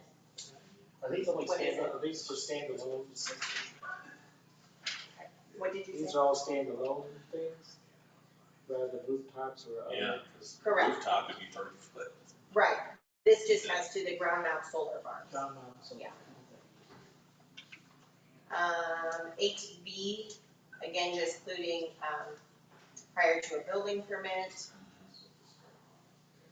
And then items 9 through 12 are also those items that were included in the wind ordinance. They're in the solar recommended by Matt the other night. Excuse me, state ordinance. It was brought to our attention that the items with regards to waste and drainage tile were not included.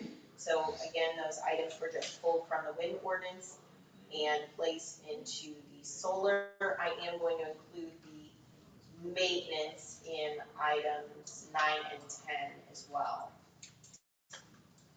Okay, so we got 10, 11, 12, and also 9 and the 9 maintenance. And, no objection? Okay, go ahead.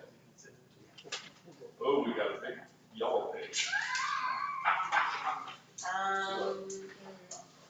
Item C under decommissioning, again, that's that language, we can update that consistent with the wind ordinance.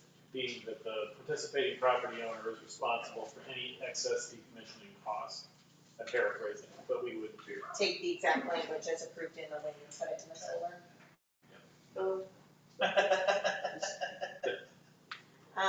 The item. Julie's got a job for you.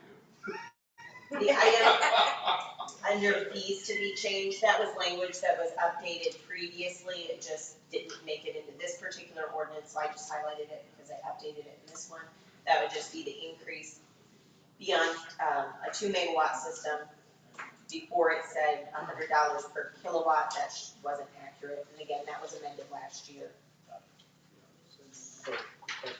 So, here's a question, totally out of what you were doing, but it was kind of brought up when he explained the weird ownerships of these things and how banks get, somehow somebody gets 30% credits in the bank. You've got other people that are doing this, maybe his company or whoever would only own like 10%. And they don't really own them, they just kind of pass them on, they throw them on. Are we? He said in testimony, not in testimony, I think it was testimony, he said that happens less than it used to. In other words, that he's in it to run a solar company, not to buy it and sell it to somebody else. But I guess this. I don't think that's accurate, I think it's quite the reverse. That's what I thought. Oh, yeah, that's what more and more of the solar farms are. He said he was. My company focuses purely on, not that this is particular to this ordinance discussion. I see. But my company is 15 people, not projected to grow, has no desire to be the long-term owner operator. So we sell to. That comment. So what I guess I did hear that, and what I thought was, you saw a trend in the business, but you're just saying that's us. But I can't speak for the industry writ large, because there's a lot of different types, but. Good point, okay. Insurance companies, pension funds, investment management. When we're talking decommissioning, different things. I didn't make because and it's here that the owner is holding the bag. I want to make sure that the landowner's holding the bag, so that we make sure that we got a track of who owns both the wind and the solar, that this whole game doesn't just pass in hands, and that we miss who the real owner is, and hot potato, you got it. Oh, yeah. Products is changing. Or you get the response from the current owner saying, I didn't agree to that. Meaning that they got it from somebody else. I mean, we made a big deal. That did agree. I mean, we did the landfill at PDC and all the things, they sold it. Yeah. Well, GFL's doing it all too. Well, I acknowledge all the stuff, but it wasn't the people who we shook hands with. So I mean, So are you looking for language that would protect us? well, I'm like, if we're gonna keep this line in here, the property owner's responsible, I wanna make sure that we got language in it that makes sure that we're tracking the owner of these things. So I think the standard practice is that these development companies enter into long-term leases with the landowners. And so this company would enter into, say, a 50-year lease with the person who owns the property and is paying them under the terms of that lease. I mean, I think my understanding of what y'all wanted to do with this provision was to get beyond that to the, beyond the leasehold interest to the actual owner of the land. So that's not flipping and changing hands in the same way. I get, the owner's gonna change generations. The guy who made the deal is gonna have 3 generations till that's done. But it's owner of record, which changes with time. Right, that change, but how many different times is the leaser gonna change? not the league, or the league, whoever's taking the energy, who's, So whoever what you're owns the asking, panels. what you're asking is, as the county's agreement is with the current Yeah, facility and owner. I know it's supposed to transfer over, Right. but it seems, when his percentages, when he was saying that sounded so loose, and I imagine wind could be somewhat similar, I wanna make sure that we're tracking, that we're extra careful in tracking the actual owners and making sure at each junction that we don't lose something. I know, we didn't agree to that, thing. So your office wouldn't track that, but it could it could find that out. Correct, so what we wanna know is as the facility, the project changes hands, and we found this even with Caterpillar, it's on different projects that we have, it's hard to follow the bouncing ball, and so that is important to me personally, because I've struggled with that in various different realms with commercial projects. There's not a finite science to it now, but it's gonna be an undertaking to make sure that we have that information organized, especially as these projects grow and multiply. So imagine everything's in here that it tracks with the owner, but yet percentages. The real property, I mean, excuse me, yeah, the real property owner, not the personal property, so, yeah. Exactly. Yeah, well, that's what we said. The real property owner rather than the personal. Real property being the. Yeah, exactly. I forget what. Real property meaning the ground. The ground. Yeah. Right, not the installation improvements on the ground. If you own, somebody puts a barn on your property, it's not the barn owner, it's the home property owner. So it's the real The owner of the land. owner of the land. Which is different than the owner of the personal property, which is the improvements upon the land. And your provision in both the wind and solar, pardon me for talking out of turn, but is, by my read of what I've heard, is making the owner of the land, not the property that's improved upon the land, liable for any decommissioning amount in excess of what the county holds. Correct. Okay, you're on, we did 9, 10, pardon, 9, 10, 11, 12, and continue.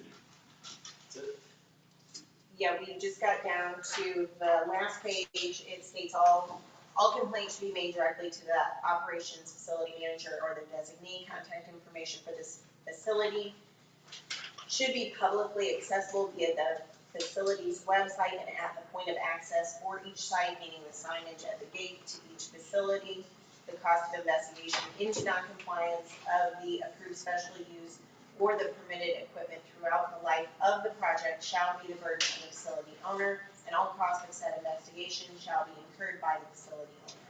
Then it goes on to state any person, firm, or corporation who violates, disobeys, omits, neglects, refuses to comply with, or resists enforcement of any of the provisions of this chapter may face a fine of not less than $25, nor more than $500 for each offense. Each offense does mean each day or revocation of the special use as approved. I put that in there. Are those figures consistent with what the law would call for?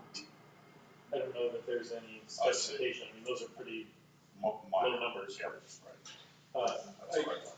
I did notice something earlier in what Jackie was saying, if we could go back to the height section, I think maybe that may have been on page 5.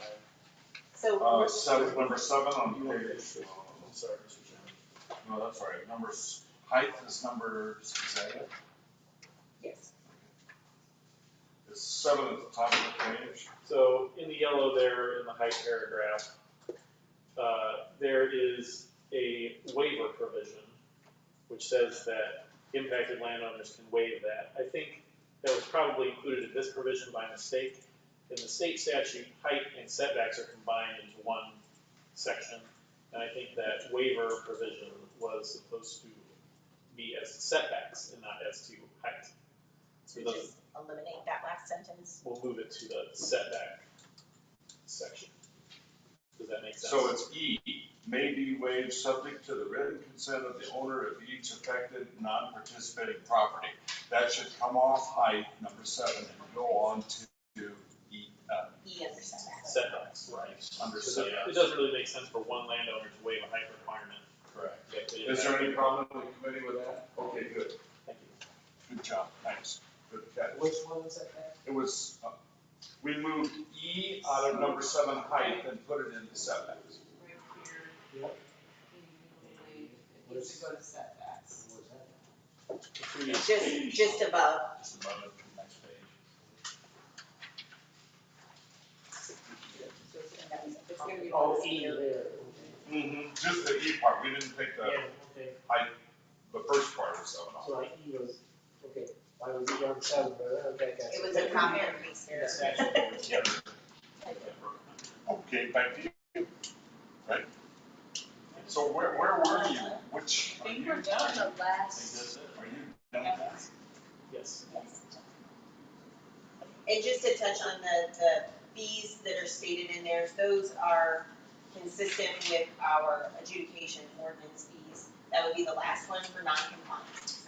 So that's where those come from. These fees here, you questioned this, if that was compliant, that was previously in the ordinance, and Okay. compliant with our adjudication Okay. bonds. So, any further discussion from the committee?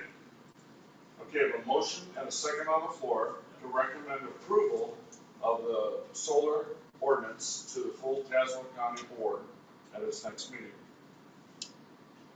As amended by the items that the counselor and Jackie went through.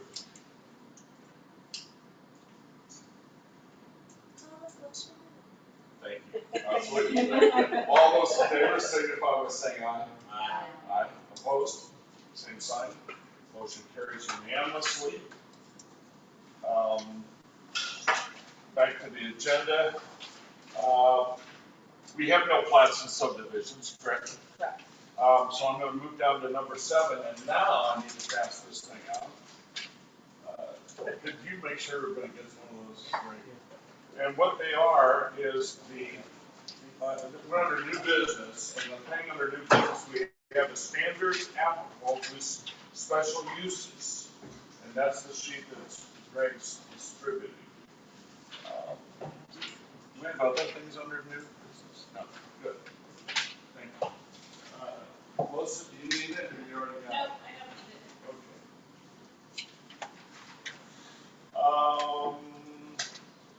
So, do you need me to read this thing, or not?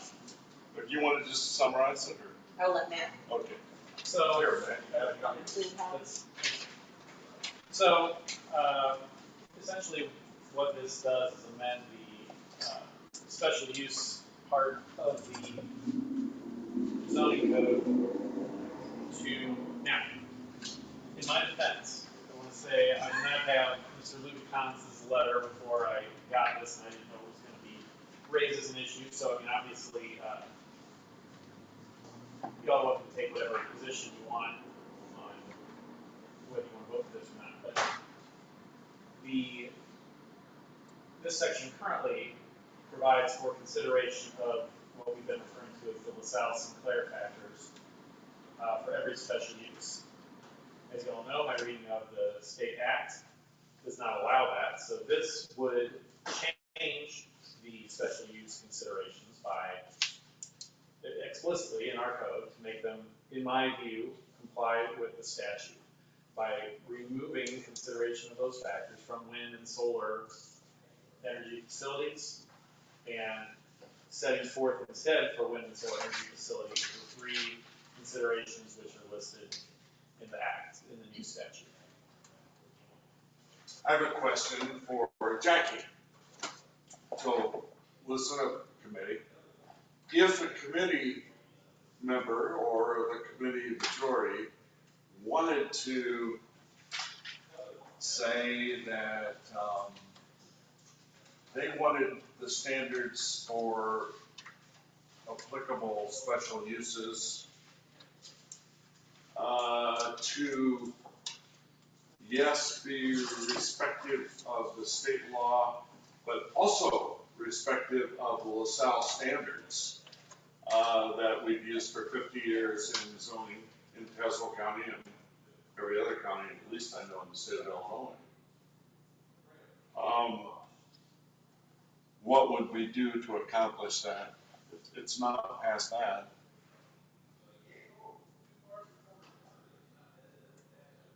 I don't know if that's a Jackie Yeah, question. I don't think that's a me question. So, If I could, it might be a good question for Mr. Messina.